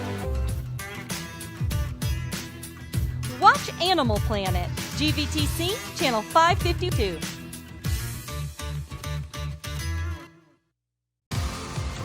Get a master class from the Master Homesteaders with a behind-the-scenes look at the Rainy Home. Quarantine, rainy style. We're going to have to work like we've never worked before. Stay tuned. New Homestead Rescue, Thursdays at 8 on Discovery. Watch Discovery, GVTC, channel 554. If you want to train like the athlete, and I mean truly train like a professional athlete, you come to D1. Athletes are the staple of what we want to be. You want to be healthy, you want to be strong, You want to have a smile on your face. You want to be energetic when you walk into places and just have a presence about you. And so I think D1 creates that atmosphere, and they understand the opportunity they have in taking these individuals and making them better. D1 Boerne, the place for the athlete. This place is going to change the way I play the game. Hi, I'm Shane Wilson, principal at Boerne High School, and you're watching the Greyhounds Sports Network. Go Greyhounds! Attention all Boerne ISD students. Let's all do our part to keep our schools safe and open. Please, mask up. So we can suit up.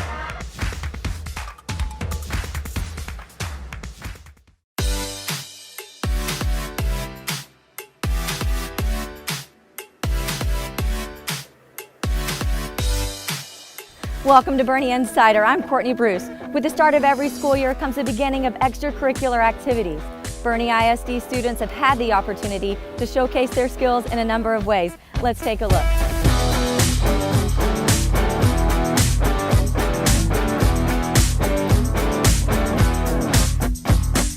No matter which campus you're on, our students are active and engaged. Fall sports began in early August with the Greyhounds football and volleyball teams, hitting the ground running with their eyes on the prize. The sweet sounds of both the Champion and Boerne bands have filled the campuses as they ready to play for their fan bases under the stadium lights. The Champion Theater class held their first on-stage performances at the end of August and received raved reviews from parents and community members who saw the show. So we really are more than just a program. We really become a family. We're all have each other's backs. We're just always there for each other and really just create this really unique bond. So I think that's why it's such a special program. Our cameras were there to capture the theater rehearsal as well.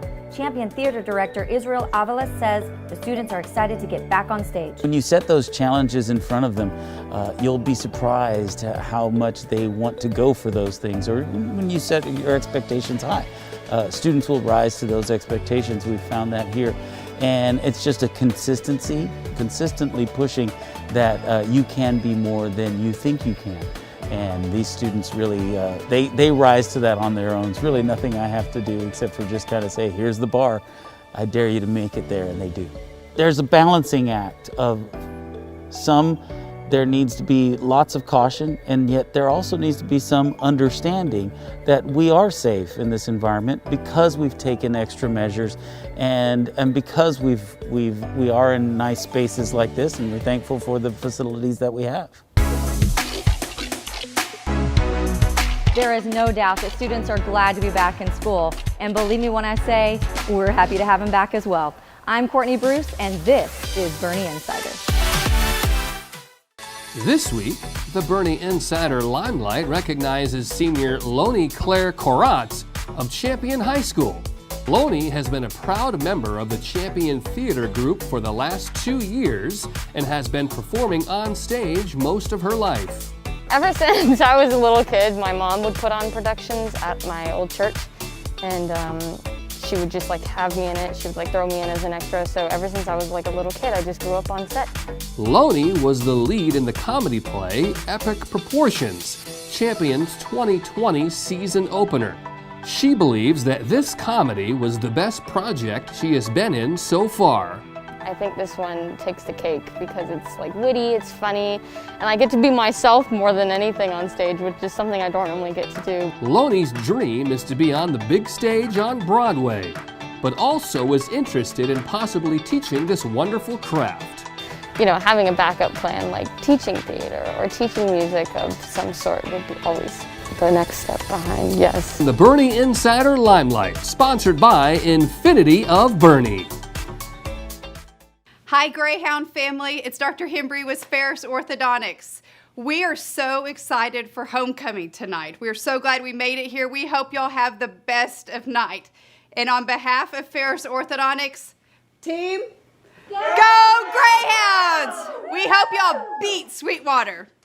Attention all Boerne ISD students. Let's all do our part to keep our schools safe and open. Please, mask up. So we can suit up.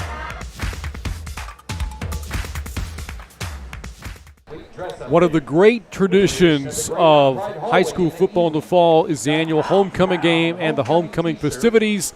And the ones here at Boerne are just now getting underway. We'll turn things over to public address and let you enjoy homecoming here at Boerne ISD Stadium. First, though, Carey, again, you see the score there at the bottom. Greyhounds on top of the Mustangs, 21-20.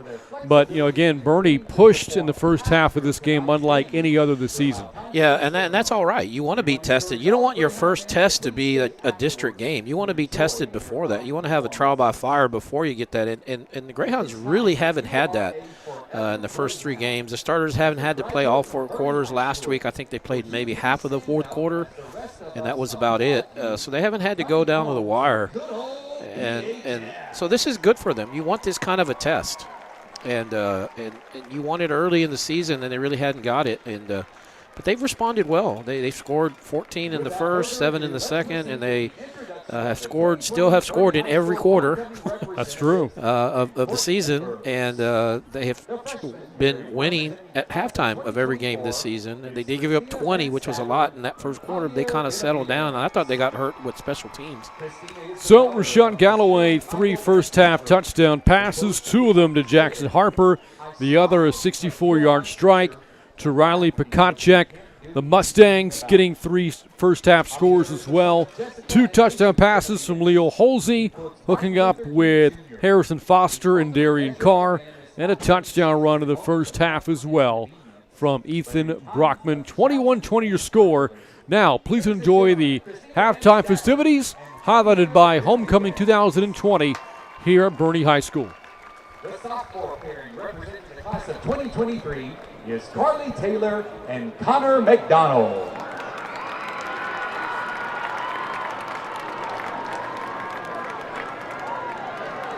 Carly is the daughter of Susan and Chris Taylor. Her selected quote comes from Eleanor Roosevelt: "No one can make you feel inferior without your consent." Connor is the son of Diana and Derek McDonald. He also quotes Reverend Martin Luther King: "If you can't fly, then run. If you can't run, then walk. If you can't walk, then crawl. But by all means, keep moving." Ladies and gentlemen, Carly Taylor and Connor McDonald.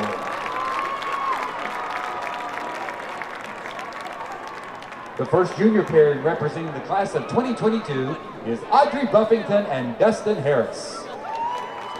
Audrey is the daughter of Jessica and Louis Buffington. Her quote is taken from the book of Ruth, chapter 1, verse 16. "Your people will be my people, and your God, my God." Dustin is the son of Lisa and Merle Harris. He likes this quote from Andy Rooney: "The average dog is nicer than the average person." Ladies and gentlemen, Audrey Buffington and Dustin Harris. The second junior pairing is Karen Everett and Myri Kollikoffer.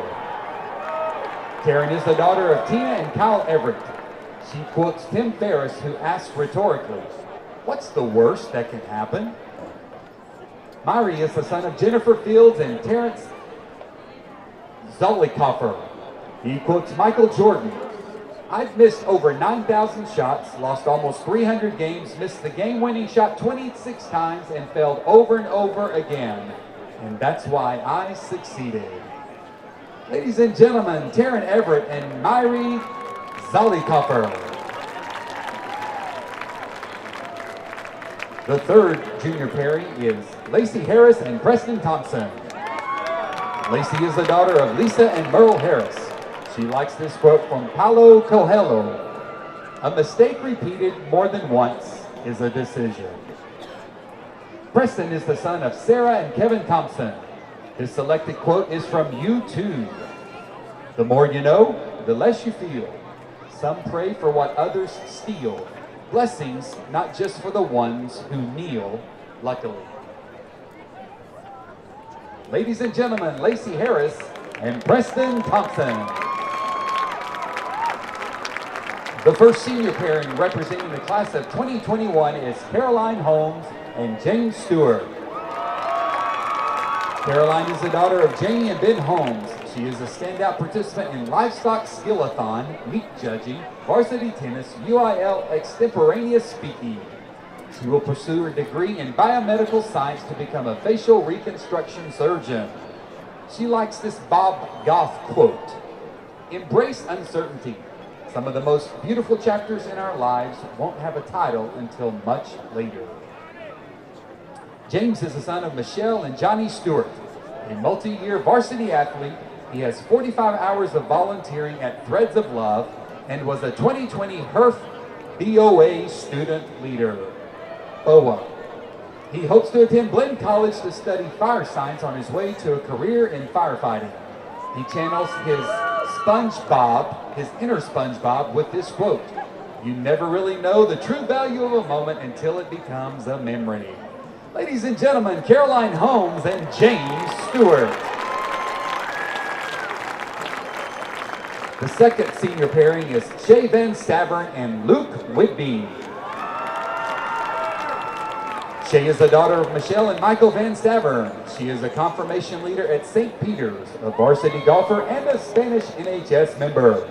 She hopes to attend Texas Tech or Missouri to pursue a degree in petroleum and gas engineering. She quotes Amy Lee: "Having a sister is like having a best friend you can't get rid of. That whatever you do, she'll still be there." Luke is the son of Janie Stickle and Jay Whitby. He's a 4-year varsity basketball letterman, the 2020 district offensive MVP, and the TABC All-Region selection. In college, he plans to major in business and sports marketing as a student athlete. He likes this philosophical quote: He who bravely dares must sometimes risk a fall." Ladies and gentlemen, Shay Van Stavern and Luke Whitby.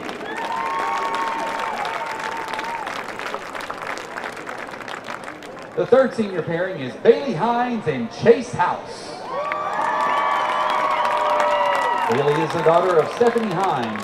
She is in the NHS, Nu Alpha Theta, is an AP scholar, and volunteers at the First Baptist Church. She wants to attend college in Texas and study education and human services. Her quote is from Proverbs chapter 3. "Trust in the Lord with all your heart and lean not on your own understanding. Submit to him and he will make your paths straight." Chase is the son of Kim Burney and Cody House. He is a proud member of the varsity football team, NHS, FFA, and a student leader at First Baptist Church.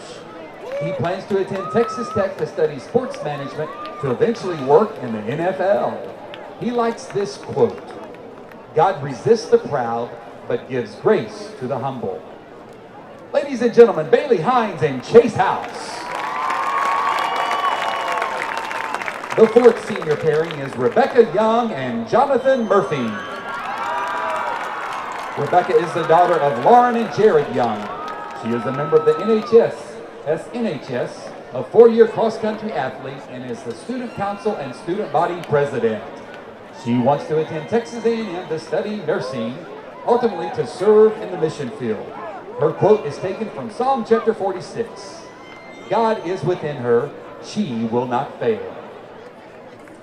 Jonathan is the son of Michelle and Matt Murphy. He's a 4-year football player and a senior varsity starter and enjoys volunteering at his church. He will pursue a degree in business administration and hopes to wear the maroon and white at Texas A&M. He likes this rather existential quote: "Whatever it is, I didn't do it." Ladies and gentlemen, Rebecca Young and Jonathan Murphy.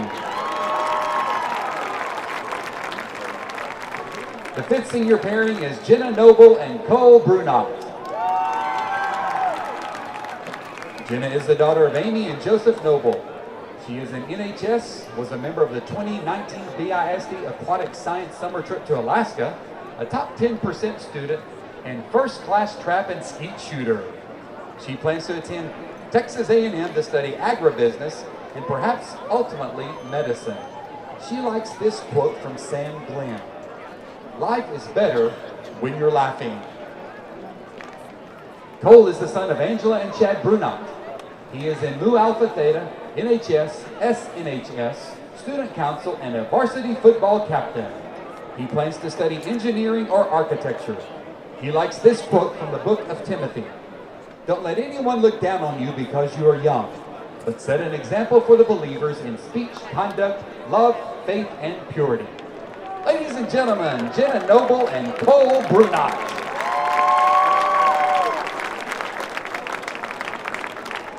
And now, officiating over the coronation of this year's court are the retiring 2019 King and Queen, Grant Rodkey and Hensley Repack. Hensley is the daughter of Dana Tate and Jason Repack. She's currently studying nutritional sciences at Blinn College. When asked something she's learned about herself after high school, she said, quote, "Stepping outside my comfort zone can be uncomfortable, but it enriches my personality at the same time." Grant is the son of Greta and Mark Rodkey. He's also attending Blinn. Asked the same question, Grant says, "Sports classes have indirectly taught me about living responsibly, reinforcing how my coaches have stressed that discipline and consistency build character." Let's hear it for Hensley and Grant. And now to announce the 2020 royalty as elected by their senior class peers.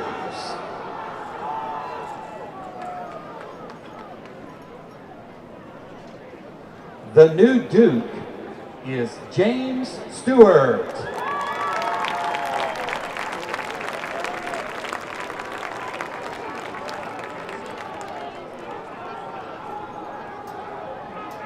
And the new Duchess is Caroline Holmes.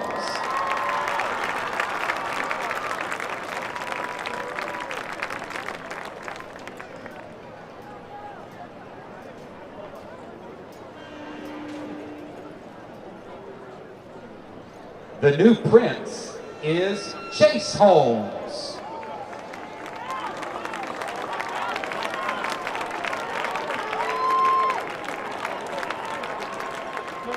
And the new Princess is Shay Van Stavern.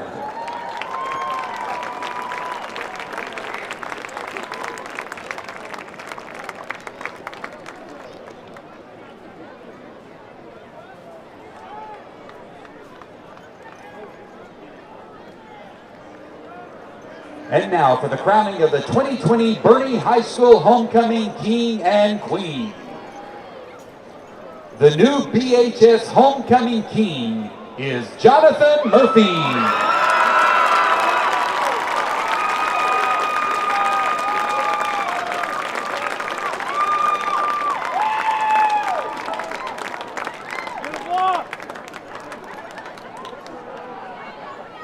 And the new BHS Homecoming Queen is Rebecca Young.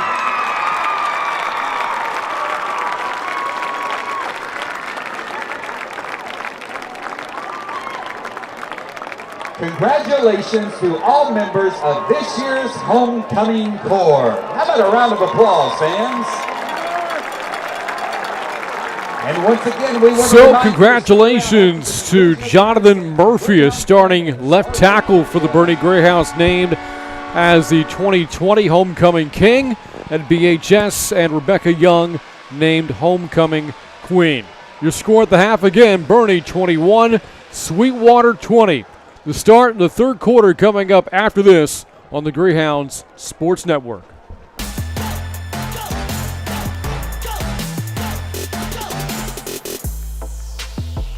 Tonight's broadcast on the Greyhound Sports Network is brought to you by Smoky Moe's Barbecue, Dog and Pony Grill, Glick Insurance, Toyota of Boerne, Ferris Orthodontics, and Wick Productions. Hi, I'll take the I'm Charger gonna get the burger. Greyhound burger, please. Greyhound burger. Charger burger. Charger burger. Mushrooms, Swiss, caramelized onions. Greyhound burger, bacon and American cheese. Charger burger. Greyhound burger. Charger burger. Greyhound burger. Charger burger. Hey guys, you can like both of them at the same time. We'll take two.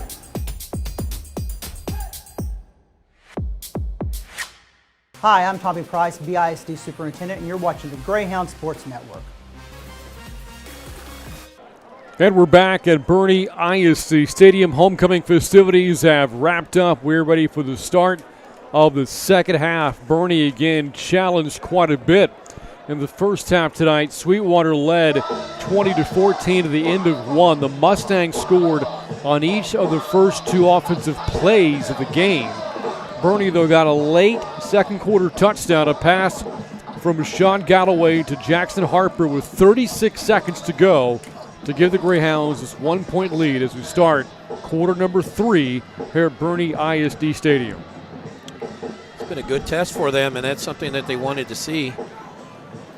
And I felt that Boerne, maybe in the secondary, hadn't really been tested. And we saw it last week. When they played Burnett hit them pretty good on a long pass play that ended up being their only touchdown of the game. They tried it again, and the guy was open. The receiver was open. The quarterback didn't connect. But so we've seen that a couple times tonight. And I think really the big difference for Sweetwater has been the play of their special teams. Had a real nice punt and had a real nice kick return that set up 2 scores. So special teams for Sweetwater's kind of put them right there, even with the Greyhounds. The Mustangs trying to pick up their second straight win. Boerne looking for a 4-0 start for the 2020 season as the second half begins. Kickoff fielded by Carr inside the 20, breaks a tackle. There he goes again. Darian Carr making another big play on special teams, and a good start in the third quarter for Sweetwater. And another big play by the Sweetwater special teams that gets them the ball in Boerne territory. At that time, interesting, Scott Heddy, the kicker, he didn't run down the field. He stayed back, so he would have had to beat Heddy if he got past that last defender there. In the first half, the quarterback, Leo Holsey, 6-12 passing for a $108 and 2 scores. Here's a run on first down. First carry tonight for Cedric Brown. Brown was second team All-District last year, held to 46 yards last week against Lakeview. His first carries tonight, a good one for 5 yards. That's one thing we hadn't seen from Sweetwater is that big run play. They haven't had that big bust of a run play. It's a team that's averaging more than 330 yards on the ground per game, as Brown is stacked up here by Tanner Lundy, the team's top tackler, averaging more than 10 stops a game at 15 last week in the win over the Bulldogs. Yeah, he's that guy's everywhere. There must be a couple guys wearing 22 because everywhere you look, 22 seems to be in on the play. The Mustangs need 6 yards to convert here on third down.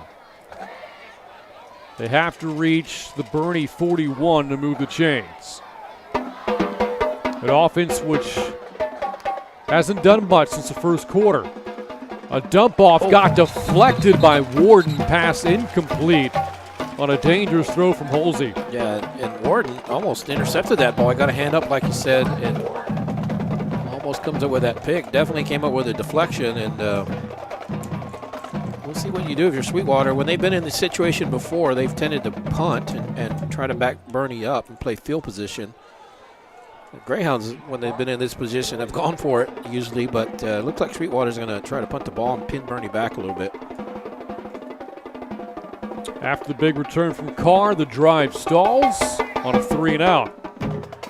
And the punt bounces inside the 20, inside the 10, rolls inside the 5, and finally picked up by Faust down to the 2-yard line. 45-yard punt, and I don't think Boerne was sure that they were going to punt. They had all 11 men up at the line, and they were all standing up. Not one of them was in a 3-point or 2-point stance there, and a 3-point or 4-point stance. They were all standing up, and they don't have a return man. And when you do that, sometimes you risk that happening like that. You don't have any kind of return, so you don't get any kind of field position on that punt. Saw John Warden celebrating with his teammates on the sidelines after coming up with that stop on third down. Deepest, Boerne has started tonight. The Greyhounds at their own 2. Galloway's first half, 12 of 21 passing, 146 yards, and 3 touchdowns. This ball picked off for a pick 6. Aiden Rosas puts the Mustangs back in front.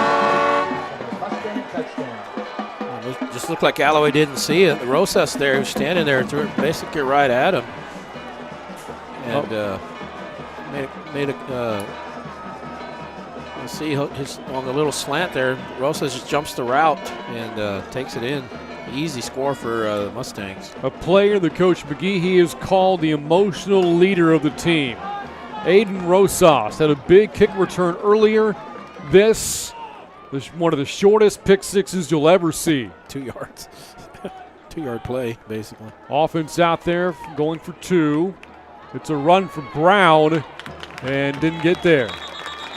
So the kicking woes for the Mustangs have cost them some points tonight as they settle for 6 on the INT from Aiden Rosas. Brown's point after. 2-point run doesn't get there. Mustangs on top, 26-21 early in the third quarter on the Greyhounds Sports Network.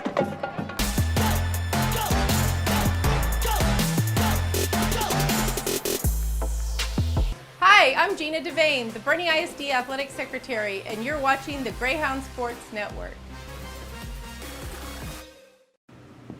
Hi, I'll take the I'm gonna Charger get the burger. Greyhound burger, please.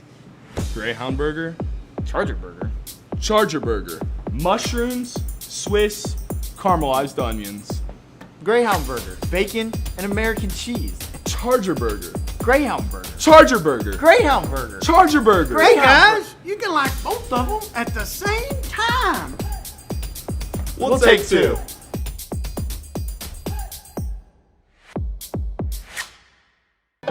Back in the first half, Rashawn Galloway awfully close to throwing a few interceptions, but the Mustangs couldn't hold on. Well, here in the third quarter, they hold on to Galloway's first pass, a 2-yard pick 6, cashed in by Aiden Rosas. Mustangs back in front as Pearson on the return stopped short of the 35-yard line. Late hit there, looked like. Flag comes out, but Greyhounds have had 2 turnovers where they fumbled on the second play of the game, and then Sweetwater got a touchdown and then had that interception. So 2 turnovers have turned into 13 points for Sweetwater. Actually 12 points because they've missed both extra points.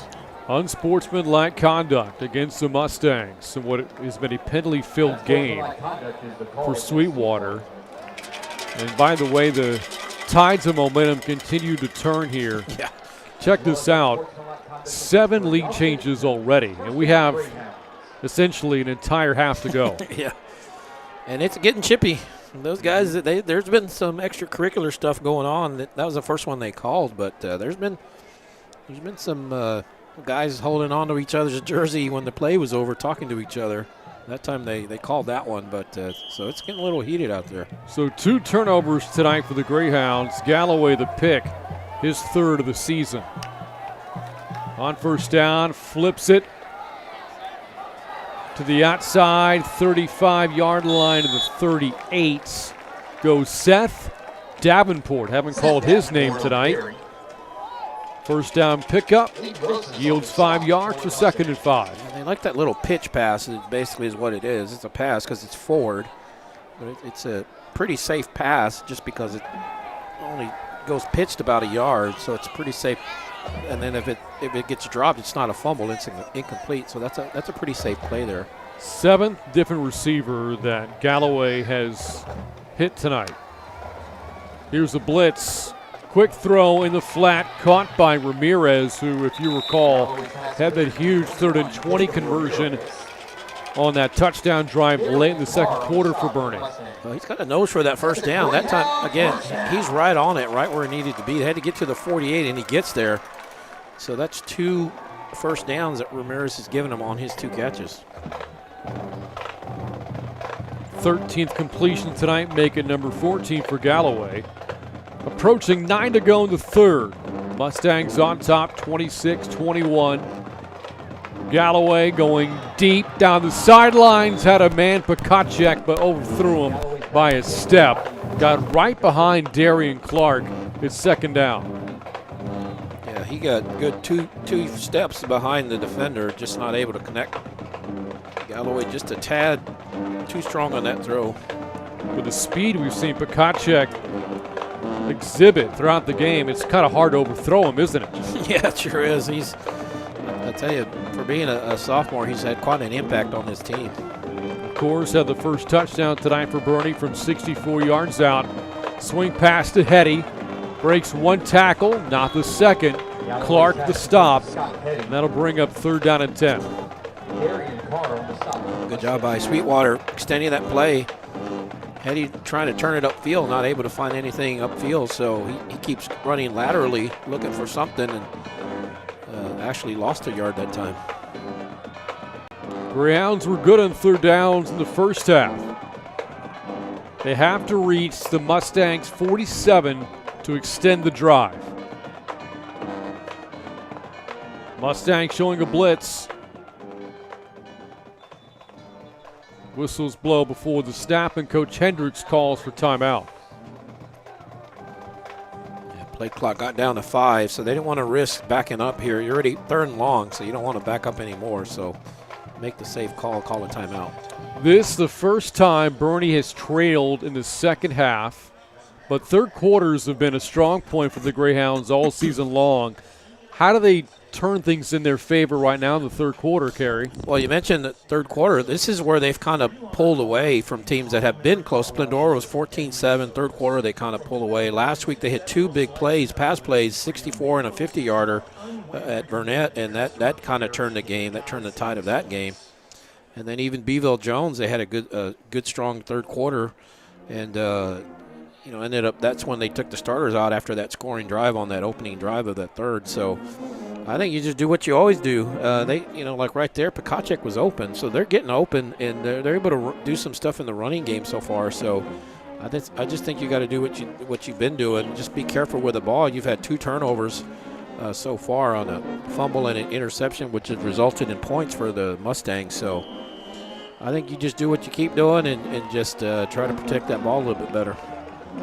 Greyhounds spend their first time out. Let's see if that comes back to haunt them later in the game.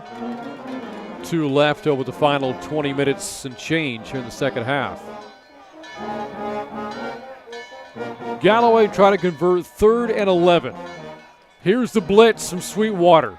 Galloway rolls out, throws deep, 50-50 ball, no flags, incomplete. Pass downfield for Cam Johnson. The Mustangs defense holds again. Yeah, that time little underthrown, and Johnson has to come back to that ball, and he kind of played the role of the defender there, just kind of making sure the defender wasn't able to make the interception. So he was wanting the flag, but I agree that there probably wasn't enough there to warrant a pass interference call. Back deep for the Mustangs. Got a new punter in. Yeah, it's not Galloway, it's Hendricks. Coach's son, backup quarterback. Right-footed kick is away. Takes a Boerne roll inside the 10. And the Mustangs will start at their own 5-yard line. Ball picked up by Sam Kennel. So the Mustangs only had to go 2 yards on a pick 6 last time they scored. Now 95 yards in front of them, nursing this 5-point lead. Yeah, and this would be their deepest starting position. They haven't had to go real far. Nope. So on some of their drives, they had a 32-yarder, a 5-yarder on the ones they scored, and 35-yarder. So they're going to have to go 95 yards if they're going to get in the end zone here. Holsey from his own goal line. Keeps it himself. Nice hold before he's stopped down by Hendricks. After a gain of 9 yards on the run. First he's had tonight. And Holsey is a really good dual-threat quarterback, averaging more than 11 yards a carry after the first 2 games. He rushed for 14 scores as a sophomore a year ago. Second down and short. That'll move the sticks for Brockman, his first second half carry, a gain of 4 yards. Yeah, he's not going to run a whole lot, Holsey, but he is an effective runner, like you said. He kind of picks and chooses his spots, and that time we hadn't seen much from him in the running game, but that time, nice gain for him. Got them that 2nd and 1, and then they get the first down here. Holsey, as a sophomore last year, more than 3,200 yards of total offense, 46 total touchdowns. Completes to Clark, takes off and runs before he's tracked down by Lundy at midfield. And just like that, the Mustangs have gone for their own 5 to the midfield stripe, but this play might come back. There's a flag down. There's a flag at the 32, which is generally in the area of blocking the back type of situation or a hold. And Carr is probably their fastest guy. He's a 4.4, and so he's got pretty good speed, 1,000-yard receiver last year. Holding against the Mustang. So it's a hold called against Jordan Sims. That'll wipe out about a 30-yard play there for Carr. And the ball marked back inside the 20. We're going to put this at around the 10.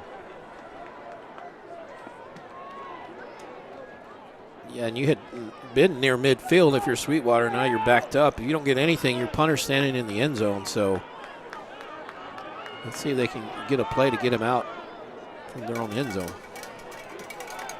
Greyhounds have not been challenged much this year. Wins by 29, 28, and 23 points. They're getting pushed right now. Yeah, something tells me their starters are going to have to go all 4 quarters tonight. That's something they haven't had to do in their first 3 games. Holsey been effective so far as a thrower. On 1st and 20, going deep down the middle for Carr. Dropped it incomplete. Boy, if he hits him in stride, Carr's got a 90-yard house call. Yep. See, he would have been gone, and he's open. You can see him. He's a couple steps behind the defender there, and just not able to connect on that throw. Kind of almost an over-the-shoulder Willie Mays type of catch he had to make, and that would have been a great catch if he came up with it. After a good start for Holsey, that's now 6 straight incompletions.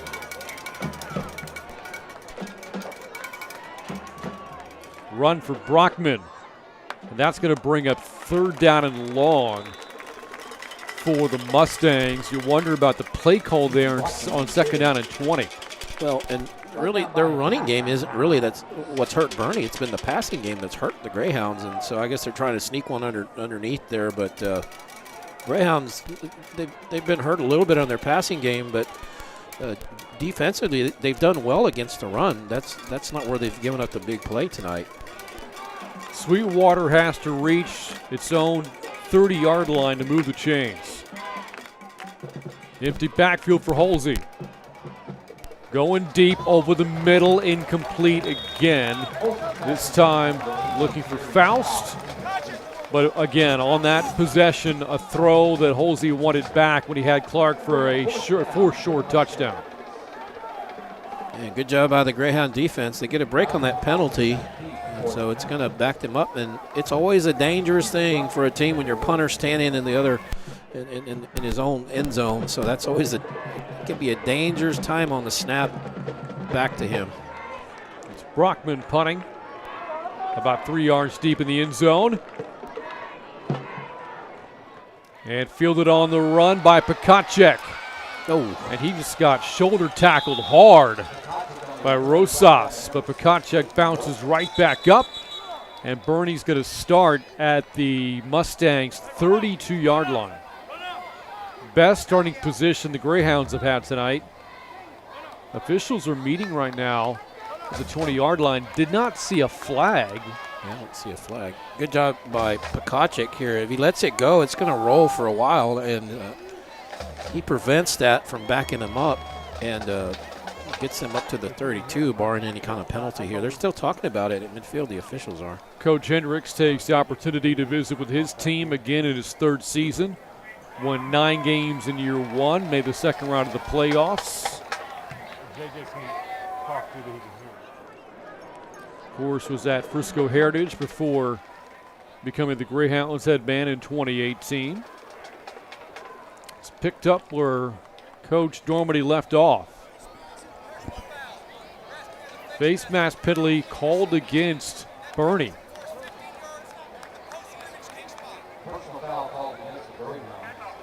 We don't have the official's mic hooked up. Reading lips, I think he said it was against Pikacek. I think he said 15. Yeah, they're still in pretty good shape. The drive, you're going to mark the 15. It's going to put it at the 47-ish. But you're still going to start the drive in Sweetwater territory, so you're still looking at a relatively short field. I think Coach Hendrick trying to get, and Coach Sawyer trying to get an explanation on what exactly happened there. And now the Greyhounds have gone for the Mustangs 32 on the return from Pikacek to now starting inside of their own into the field, marked down at the Greyhounds 43. So I guess it was a kind of a spot foul. I guess they called it where he caught it, I guess. I'm not sure but it's way back now. Third quarter possession for Boerne so far. Pick 6 and a punt. That is a completion inside of midfield to Garrison and close to a first down. Yeah, he tried that pass earlier. The throw was off that time. Galloway gets a good job. Gets it out there quick. Garrison doing a good job making that catch, giving up that body. Give yourself up, but gets an 8-yard completion. On second and short, Castro able to move the chains on the second down run before he's brought down by Brown. Quick burst by Castro up the middle there. Got the first down comfortably. So they're almost where they would have been minus the penalty. They're about 10, 12 yards off of that. Past the halfway point of the third quarter. As Galloway hands to Castro again, Brown again tackles him. Castro good back-to-back runs after a tough first half. Good job by the Greyhound offensive line. They're opening up a couple of big holes. A 4-yard gain and then a 5-yard gain, so 9 yards on 2 carries. So Boerne defense doing a good job. The offensive line doing a good job there. A couple of the old linemen named to the homecoming court. Yeah. Off the play fake, Galloway pressured and throws the ball away.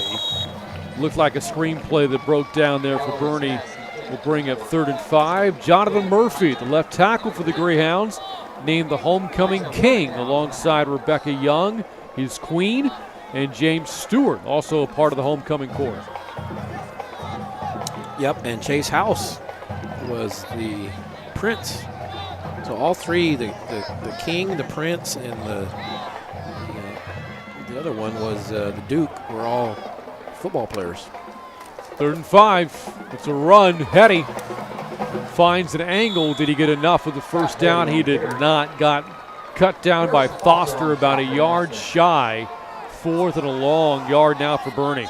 Well, knowing Coach Hendricks, they're going to go for it. Watch for Galloway, maybe a Galloway run here. 4th and 2 officially. I'd try to get them to jump. They've jumped a bunch of times tonight. Do that hard count, see if they bite on it. Plenty of time on the play clock for Galloway. In no hurry here. He'll keep it himself. Galloway stopped by Rosas and did not get there. The Mustangs defense holds. A turnover on downs, and Sweetwater gets the ball back. That's kind of been their go-to play when they need a short 2 or 3. They usually let Galloway run it between the tackles, and looked like the hole was there, but Sweetwater defense recovers quickly and shuts down that hole and stops them about a yard short. The Mustangs defensively look so suspect to start this game. Since the first quarter, they've been a different-looking team. Holsey, the handoff to Brockman, and he is slung back. McCarter had the initial ability to get into the backfield, but then Hendricks finished off the play for a loss of a yard. That was a good job by McCarter. He kind of bit on the fake, but he was able to get there. Hendricks hits him, and then McCarter comes and finishes him off as well. And really, Boerne's defense as well has been locked down since the first quarter. Yeah, both sides have done well adjusting. Here's a run to the outside. Running to his right came here on Sadler. And Sadler a good run. Nice burst for a first down on his first carry of the game. Showing good speed, fresh legs for the running back, Sadler, and he takes it wide, and then he finds a little seam and he slips through it. You can see him taking it wide, looking, cuts it upfield right there. Then he breaks that tackle, that arm tackle by Pearson, and moves the chains. Well, we thought they moved the chains. The officials have yet to move the sticks. The ball is right there at the marker. There's a flag down at the far side of the field at the Mustang sideline. Maybe a sideline warning here.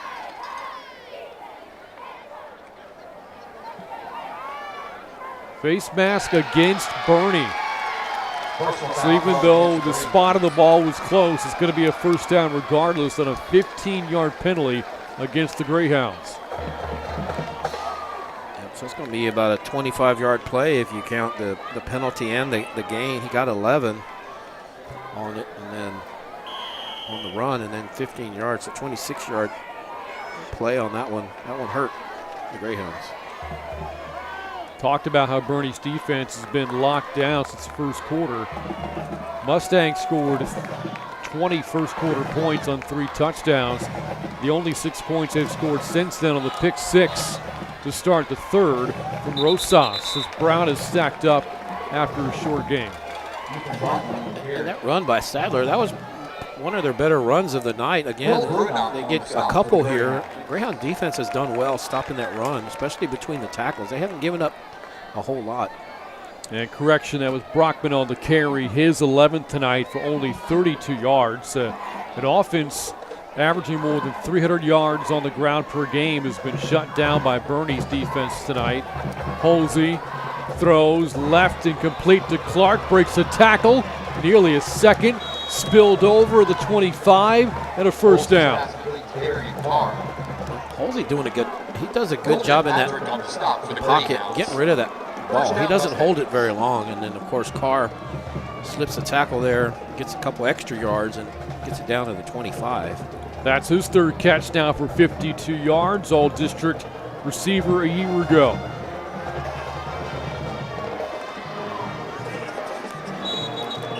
Scored a couple of touchdowns last week in the win over Lakeview as the Mustangs are called for the false start. You heard Kerry mention it earlier, Carr. There you see him talking to Holsey. Over 1,000 yards receiving last year, 15 touchdown catches as a junior. Not bad for a 4-win team. Yeah, and speed guy. Even though just 4 wins last year, just 1 the year prior, this is a program with a lot of history of success. And Sweetwater's got some playmakers this year, had a chance to make a run. There's a shot down the field. Foster the catch inside the pylon for the touchdown. You could not have thrown a better ball if you're Leo Holsey. A strike to Foster, his second touchdown tonight. Yeah, good job by Foster adjusting himself on that route. He stops and comes back to the ball basically. And Greyhound defender never turned around, so he never saw that ball. And they're going to go for 2 again. Third touchdown pass for Holsey, drops the snap, throws to the end zone as he recovers and completes. Foster makes that catch as well, and the Mustangs have gone from 1 down to 13 up here in the third quarter. What a play from Holsey after a bad snap. Mustangs, a long drive, they find the end zone on Harrison Foster's second touchdown catch tonight. Back after this on the Greyhounds Sports Network.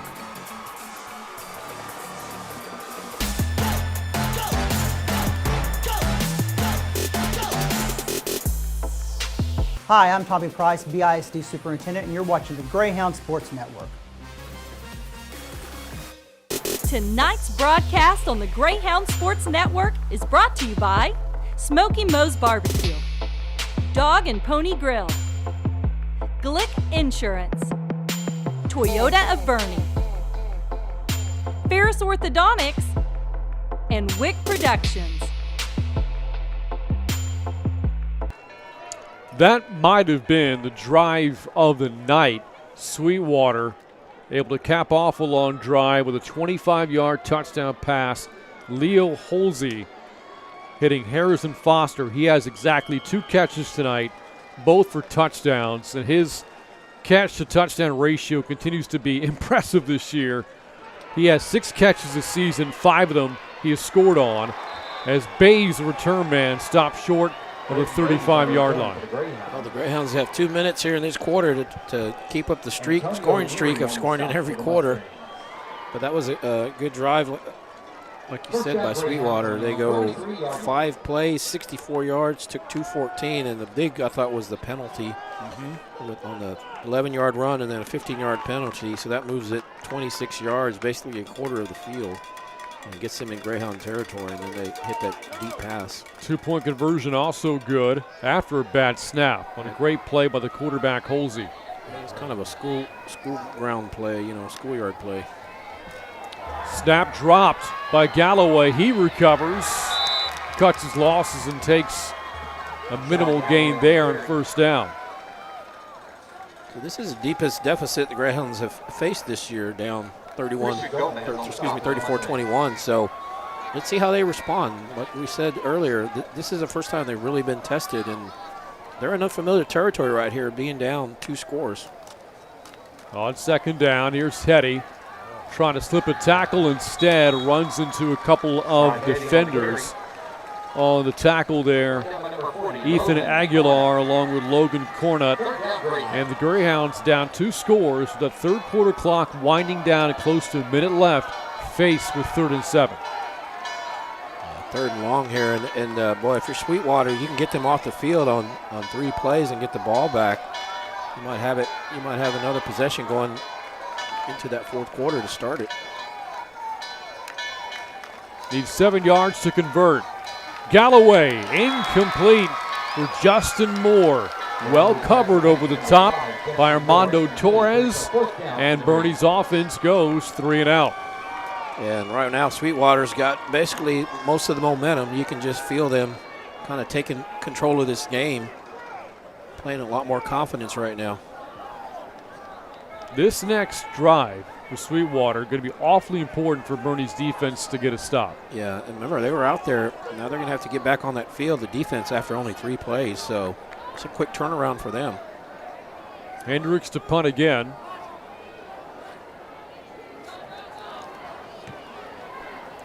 Straight up into the air. And it takes a sideways roll before dying inside the 30-yard line. 38-yard punt. And there are 45 seconds to go in the third. Sweetwater now trying to build upon a 13-point lead. This Mustangs offense is fun to watch. Again, last week, 58 points in a win at Lakeview, 32 the week before. But they play some high-scoring games. Yeah, that's who they are. They just try to outscore you. They don't necessarily try to stop you. Running play for Brown. He finds a crease. And Brown a first down run on first down, gain of 11. And right now, just the body language. You see the Sweetwater players kind of jumping up and down. The Greyhounds kind of, definitely don't have the confidence they had earlier in the game. Fans trying to stay in it here in homecoming night 2020. Mustangs trying to spoil the homecoming festivities. They're gonna take as much. They don't have to snap it if they don't want to. Well, the play clock hasn't started for some reason. I guess it didn't have to. They talked about those high-scoring games. 190 points scored in the 2 games Sweetwater has played this season. 55 so far tonight, but 34 of those points belong to the Mustangs, on top by 13 as we head into the 4th quarter on the Greyhounds Sports Network. Back after this.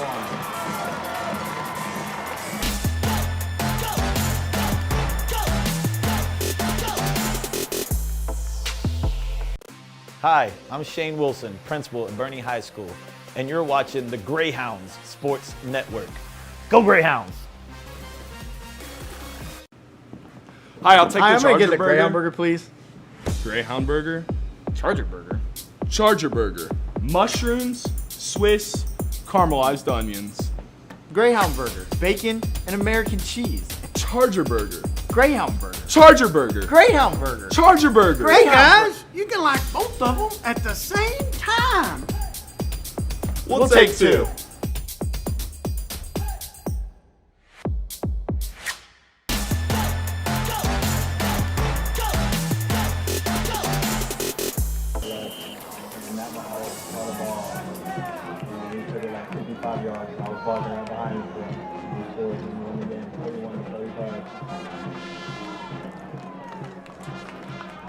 34-21, Mustangs as we start the fourth quarter. First time Boerne has trailed in the fourth all season long. On first down, Brown trying to pick his way through the defense, is held to a short gain. A pickup of 2 brings up 2nd and 8. Well, in that third quarter, that was the first one the Greyhounds hadn't scored in. It's a pretty impressive streak, though. Scored in 14 quarters, 14 straight. That's pretty impressive to start a game or start a season. Greyhounds again trying to stay unbeaten on the year. 3-0 so far, but being pushed tonight unlike they've been all year long. On second down and long, Holsey, a rare run for him. Look at a player who can run the football. Ran for more than 100 yards and 3 scores last week at Lakeview. Held to 1 yard there, 3rd and 7. Good job by Marshall. It looked like it was going to be a pitch, but he didn't fall for that fake, and he stayed with the quarterback and made the stop. 7 yards needed for a first down. Greyhounds jump. Holsey a free play. Looking for Foster, or Torres rather, incomplete. And Holsey looking for the flag. It never came. That wasn't a free play. A lot of confusion on the Sweetwater sideline, and now the Mustangs will punt.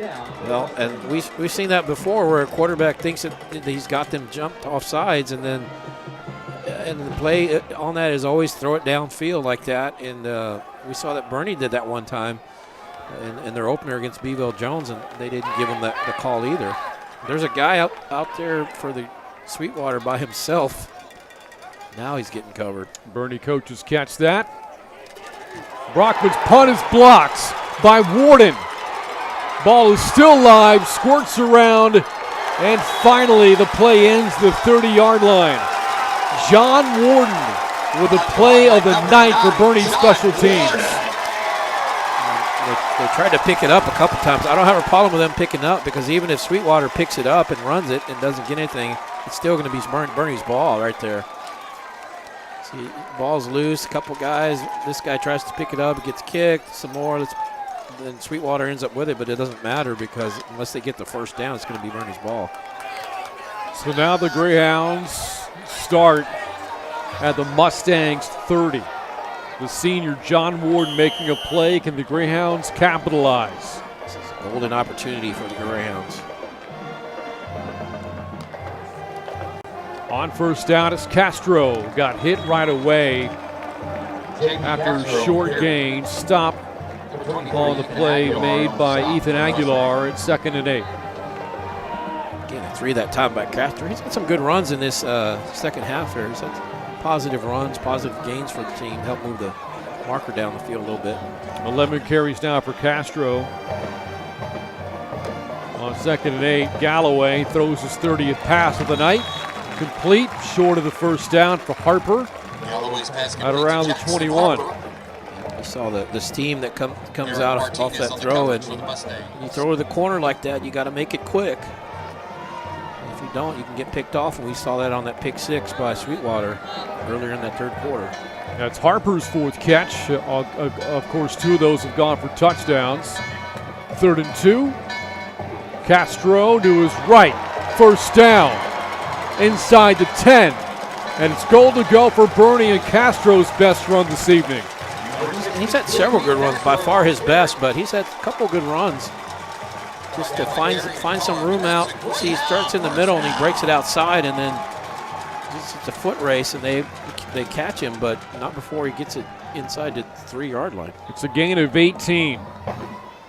Goal to go from the 3. It's Hetty, and got stacked up after a short gain. Big number 77, Noel Magaku on this tackle there for Sweetwater. 2nd and goal. And they bring Hetty in. Usually when they get around the goal line, he's just the bigger size back, but he's coming out. They're going to bring in Castro here. Castro's he's got a little bit of momentum. He's had some good runs here. Let's see if they can do something with him or try to throw it. Here's Pakacek, the motion man. It is Castro lunging forward. He's in. Oh, they're not marking it, though. J.P. Castro, the touchdown.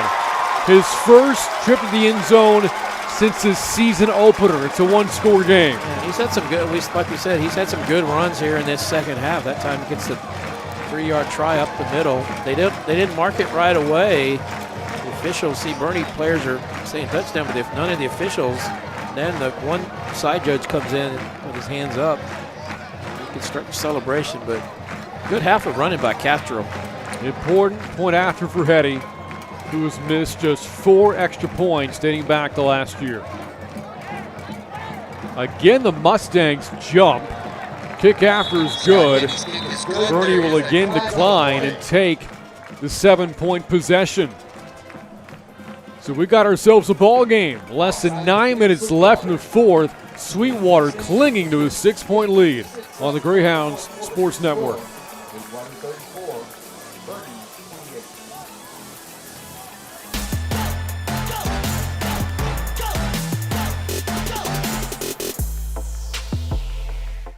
Tonight's broadcast on the Greyhound Sports Network is brought to you by Smoky Moe's Barbecue, Dog and Pony Grill, Glick Insurance, Toyota of Boerne, Ferris Orthodontics, and Wick Productions.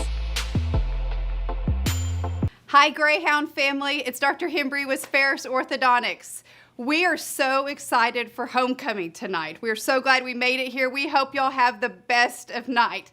And on behalf of Ferris Orthodontics, team, go Greyhounds! We hope y'all beat Sweetwater.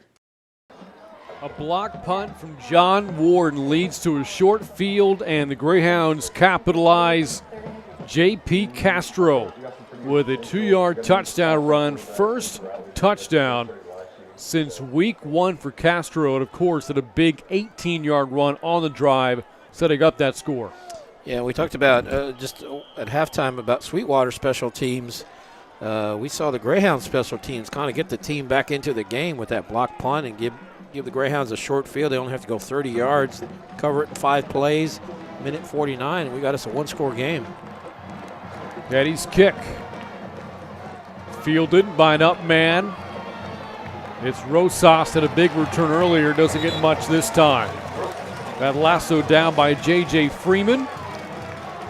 And Sweetwater, which punted the ball away on its last possession, starts at the 30 with a 34-28 lead.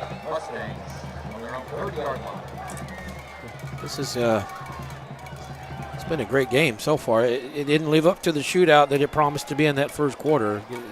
We scored, most of that scoring was in that first quarter, but it's been a pretty good ball game since then. First down run for Brown. Honest gain there of about 3.5 yards and first down. On the tackle there for Boerne, Ethan Hamby. Good Boerne defensive line. You have Warden up there, McCarter defensive end. Hamby and Patrick have each made some plays this year. It's 2nd and 6. And that Boerne front 7 has been stout all year. But the thing about Sweetwater, they got pretty good size up front on that offensive line. They're able to push back a little bit against those Greyhound defenders. Halsey facing the rush. Hit as he throws. A ball that's caught in stride. Clark inside the 10. He's gone. Darian Clark. Darian Carr, beg your pardon. His 2nd touchdown. This one good for 66 yards. Sweetwater strikes right back. They went deep. And that time he kind of floats that ball up, and Carr's just behind the defender that time. And just takes it to the house. With that 4.4 speed, you ain't going to catch him. So, and that's, we talked about it. Felt Boerne was a little bit vulnerable in that secondary. 2-point try. Halsey pressured, and he's going to go down. Tackled by John Warden. So how about Sweetwater? The Mustangs, after the Boerne touchdown, it takes them just 2 plays to respond. Leo Halsey with the touchdown pass. His 4th tonight, a 66-yard strike. Mustangs on top by a dozen on the Greyhound Sports Network.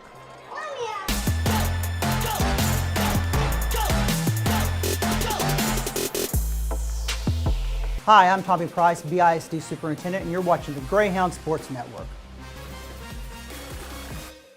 If you want to train like the athlete, and I mean truly train like a professional athlete, you come to D1. Athletes are the staple of what we want to be. You want to be healthy, you want to be strong, you want to have a smile on your face, you want to be energetic when you walk into places and just have a presence about you. And so I think D1 creates that atmosphere, and they understand the opportunity they have in taking these individuals and making them better. D1 Boerne, the place for the athlete. This place is going to change the way I play the game. Darian Carr, all district last year, is a huge big play threat. Makes another big play in this game. 66-yard touchdown run to extend the lead to 12 for the Mustangs with 8 minutes and change left here in the fourth quarter. And Boerne's undefeated season teetering right now out to a 3-0 start, but they have been pushed really hard tonight by the Mustangs. Yeah, that was a good response to the Greyhounds touchdown, because the Greyhounds score and make it a 6-point game, 34-28. You think, okay, they're right there, and then second play, they answer with a big bomb, and then they go 2 plays, 70 yards, took 44 seconds. So now it's a 2-score game, and you're down to 8 minutes. So you're running out of time for the Greyhounds. You got to make up 2 touchdowns in this last 8 minutes. On first down, it is the flip to Davenport, second he's had tonight. And Boerne's going to need bigger plays than 3 or 4 yards at a time to have to score quickly. Yeah, they had some pretty good success with Castro running. You see Davenport catch that ball. Gets in 2 or 3 on that one. 175 yards passing tonight now for Galloway. Castro, the run on second down and close to the first, will be stopped short by about 2. Good 6-yard gain by Castro. He's showing a good burst. He gets in between the tackles there. Low center of gravity. And grabbed by the leg and a couple yards short. Castro again. First down yardage and more. There goes J.P. Castro inside the 30. Castro with the flag down inside the 10. Before he's banged it out of bounds, but this might come back a few yards. Yeah, I think they're going to call a block in the back or a hold at about the 30. So if that's a spot foul, they should get the ball at about the 40 or so. But still should get the first down and still should be in Sweetwater territory. More than one official saw it. You see the 2 flags, and it is a hold against Boerne. It's a spot foul, so wherever the offense occurred, it looked to be at about the 30 or so. Yeah. It's still a first down for the Greyhounds, but instead of the 10-yard line, they're going to settle for just inside of the 40 of Sweetwater territory. And I tell you, the Greyhounds are getting that running game going with Castro in that second half. He's been pretty impressive. That negated a really long game, but it was still a positive game for Castro. Close to 100 yards now for Castro. Galloway, pump fake. Here's a shot. Harper, over the shoulder catch, inside the 10. Galloway went that way real early in that play. I think he knew he had one-on-one coverage, no safety help. Makes that throw, and Harper does a good job getting behind the defender. Makes a nice over-the-shoulder catch, basically, first and goal.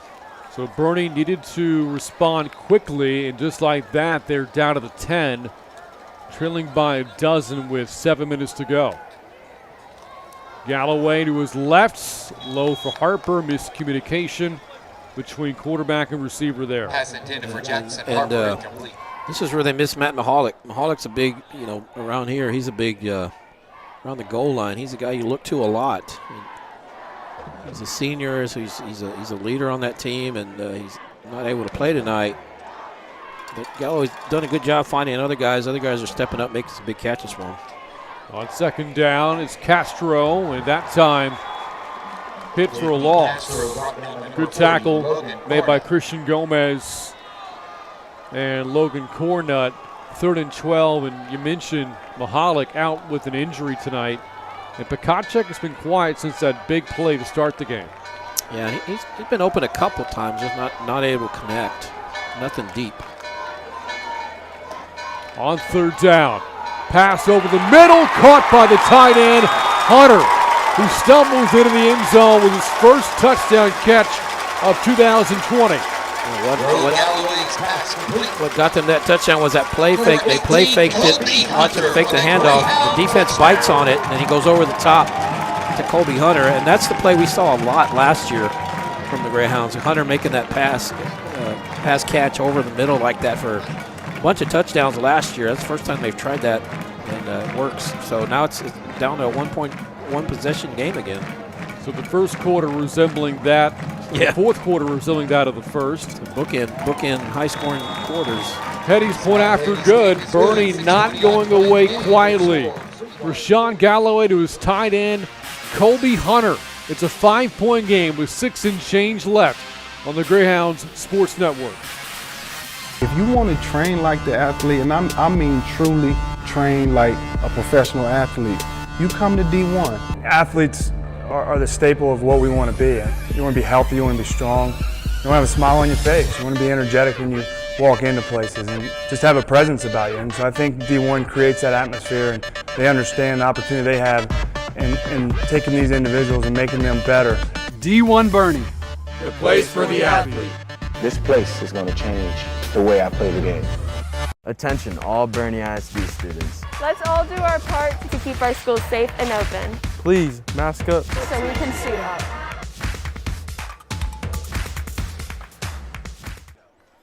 And we are back at Boerne ISD Stadium, an exhausted offensive line. And there you see in the middle, Jonathan Murphy, tonight's homecoming king. Well, the offensive line helping pave the way for a touchdown drive in the last Boerne possession. Rashawn Galloway on 3rd and goal from the 12, connecting with Colby Hunter for the touchdown. And Boerne hanging tight, down 5 with 6:20 left. He goes 68 yards in 7 plays. Took a minute 41, so that was a quick score that they needed. Petty's kickoff is fielded inside the 5 by Sadler. Breaks a tackle and lucky to get out across the 10. It's a pretty good punt by Hetty. Pins it down in the corner at about the 2, so it's a live ball. And he placed that one pretty good. It didn't go out of bounds. It stayed near, came close to going out of bounds. And so got to pick it up. He's Sadler, and lucky to get to the 10, like you said. Couldn't risk waiting to see if that ball would roll into the end zone because Boerne had special teamers close the ball when he picked it up. Yeah, he had no option, and that was because of the great kick that Hetty made on that one. Last pass, Holsey threw a 66-yard touchdown to Carr. On the quarterback zone read play, he got stuffed. And Boerne defensively with a good play there to start off this possession. Warden makes another play for Boerne. And clock's starting to become an issue. We go under the halfway mark here. So I don't think Sweetwater minds running a few plays. Take some time off here. 2nd and 10.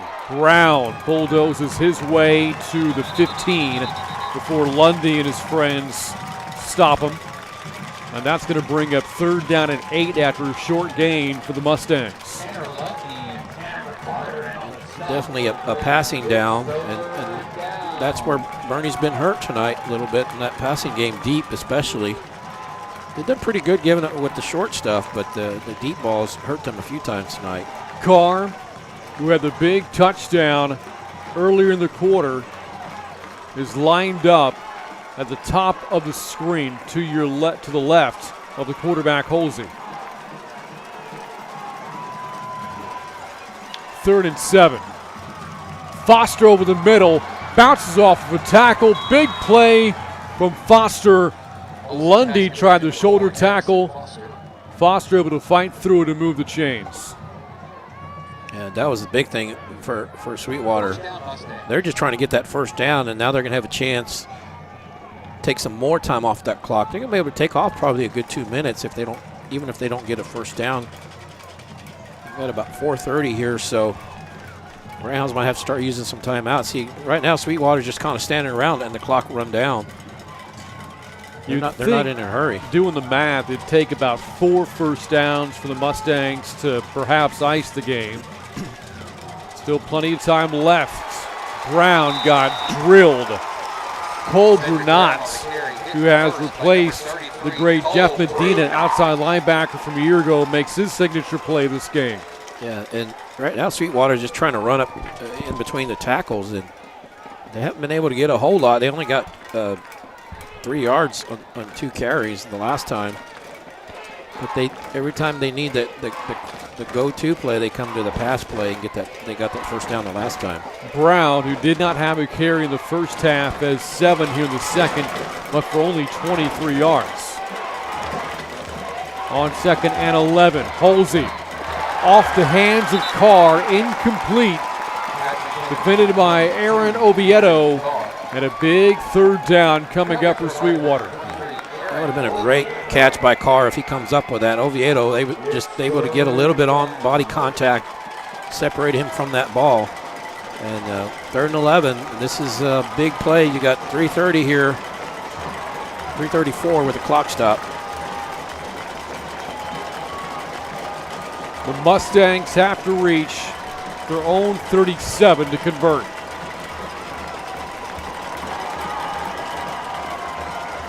Holsey going to his left, complete for Carr, and he's got the first down. What a night tonight for Darian Carr, making play after play for the Mustangs. Yeah, Carr's been a headache for him. He ran a great route. He knew where the first down marker was. He goes beyond it, does a little turnaround, little button hook kind of. And Holsey puts it on him and gets the first down and a little bit more. See, he knows where he is and makes that stop, comes back to it, gets that first down, and then he steps out of bounds. He didn't mean to step out of bounds, stop the clock, but they'll take the first down. 5 catches, a $131 tonight for Carr. Here's Brown, trying to go to the outside, cutting it back. It's slammed for a loss. Lundy and McCarter on the tackle, a loss of a yard. Yeah, but again, they're willing to run the ball, 1st and 2nd down, and not get a whole lot. And when they come to 3rd down, they throw and they get it. So they had 3rd and 7, they get the first down. 3rd and 11, they get the first down. So right here, they're just content to run the ball, not even gain anything on it, but they're just trying to keep the clock moving. At some point, the Greyhounds might have to start using timeouts. Inside of 3 minutes left. Boerne needs a stop on this drive. It's the quarterback, Holsey, bouncing forward before he's brought down by Hamby and Marshall. Forward progress finally whistles the play dead at the 45 after a gain of 6. The biggest 3rd down of the game coming up now. And I think Boerne's going to stop the clock. And again, Sweetwater is just trying to make them burn clock or burn timeouts. They're going to do one of the two. So if you're Coach McGehee now, Kerry, 3rd down, it's officially 6 to go. Boerne's got 1 timeout left, 2.5 left. A first down probably doesn't end the game, but close to it. So do you go to the air here and try to put your foot in the throat of Boerne, or do you run the ball, risk not getting to the first down, but make the Greyhounds spend that final timeout? I would look for Darian Carr on this play. I would throw it because if you throw it and it's an incomplete pass, the clock's going to stop anyway. And if you run it and you don't get it, Boerne's going to stop the clock anyway. So I think if you're there and you score, yeah, you'll save Boerne a timeout. But I think if you get this first down, then that's pretty much the ball game or close to it. The Greyhounds can only stop the clock one more time. Look for Carr. He's been the big play guy. Got to know where he is if you're the Greyhounds. Sweetwater has to reach the Greyhounds 49 for a first down. And a first down could all but end the game.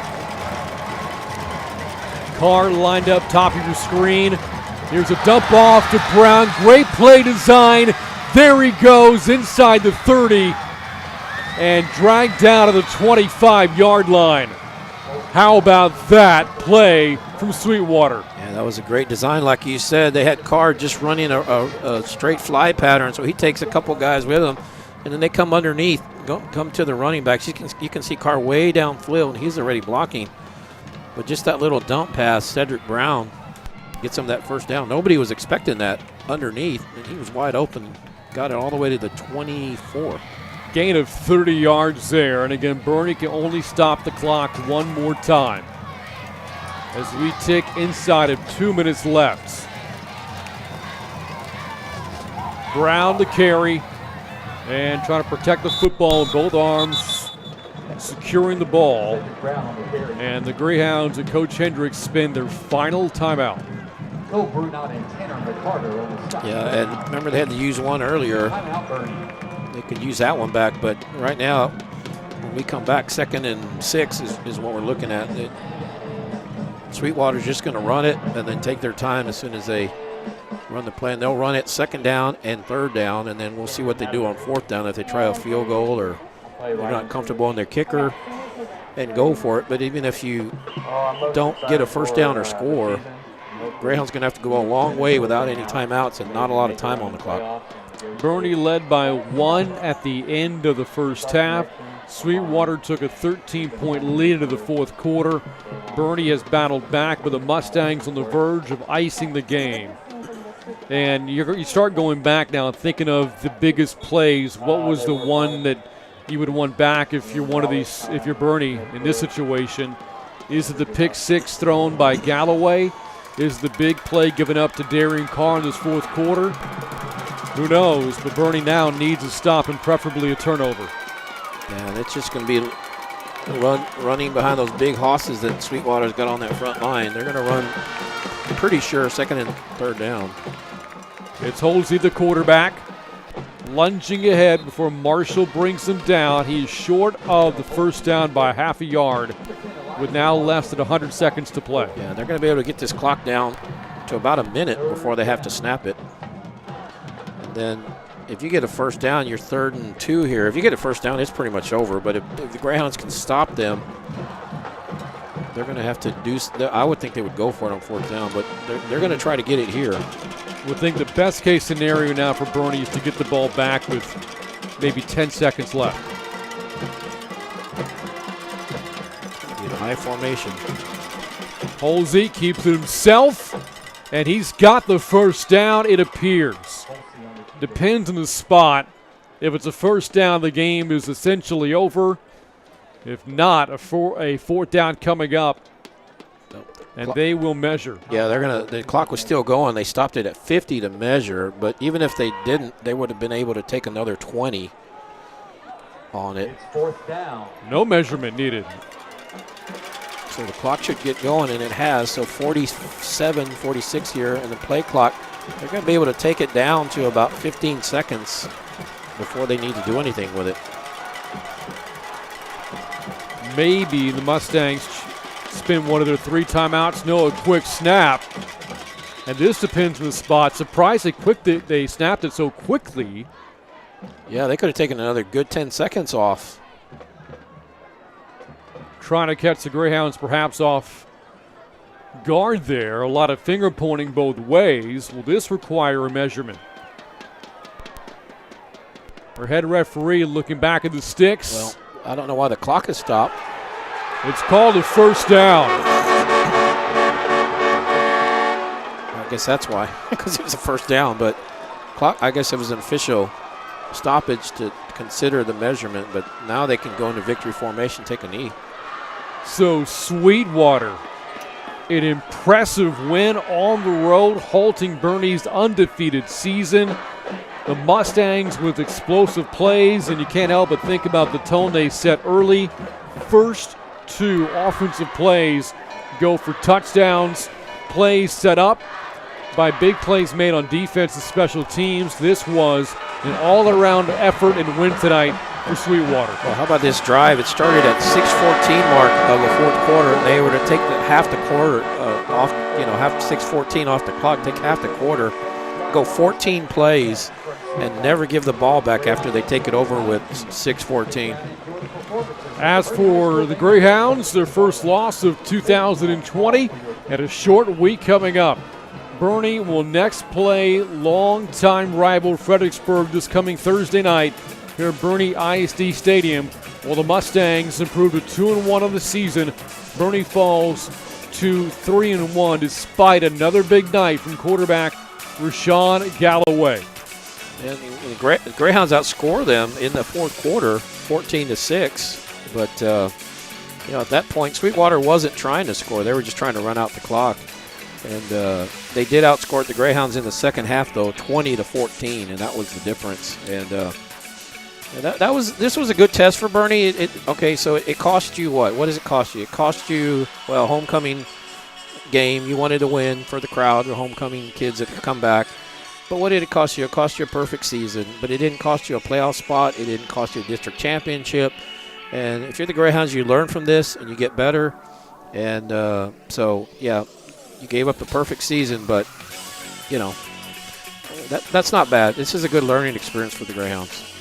Galloway, 4 more touchdown passes. J.P. Castro, a touchdown run on a big night tonight for the tailback, but it wasn't enough. Mustangs take it 40-35. On behalf of our entire Greyhound Sports Network crew, and for my broadcast partner, Kerry Barboza, I'm Brant Freeman saying good night from Boerne ISD Stadium.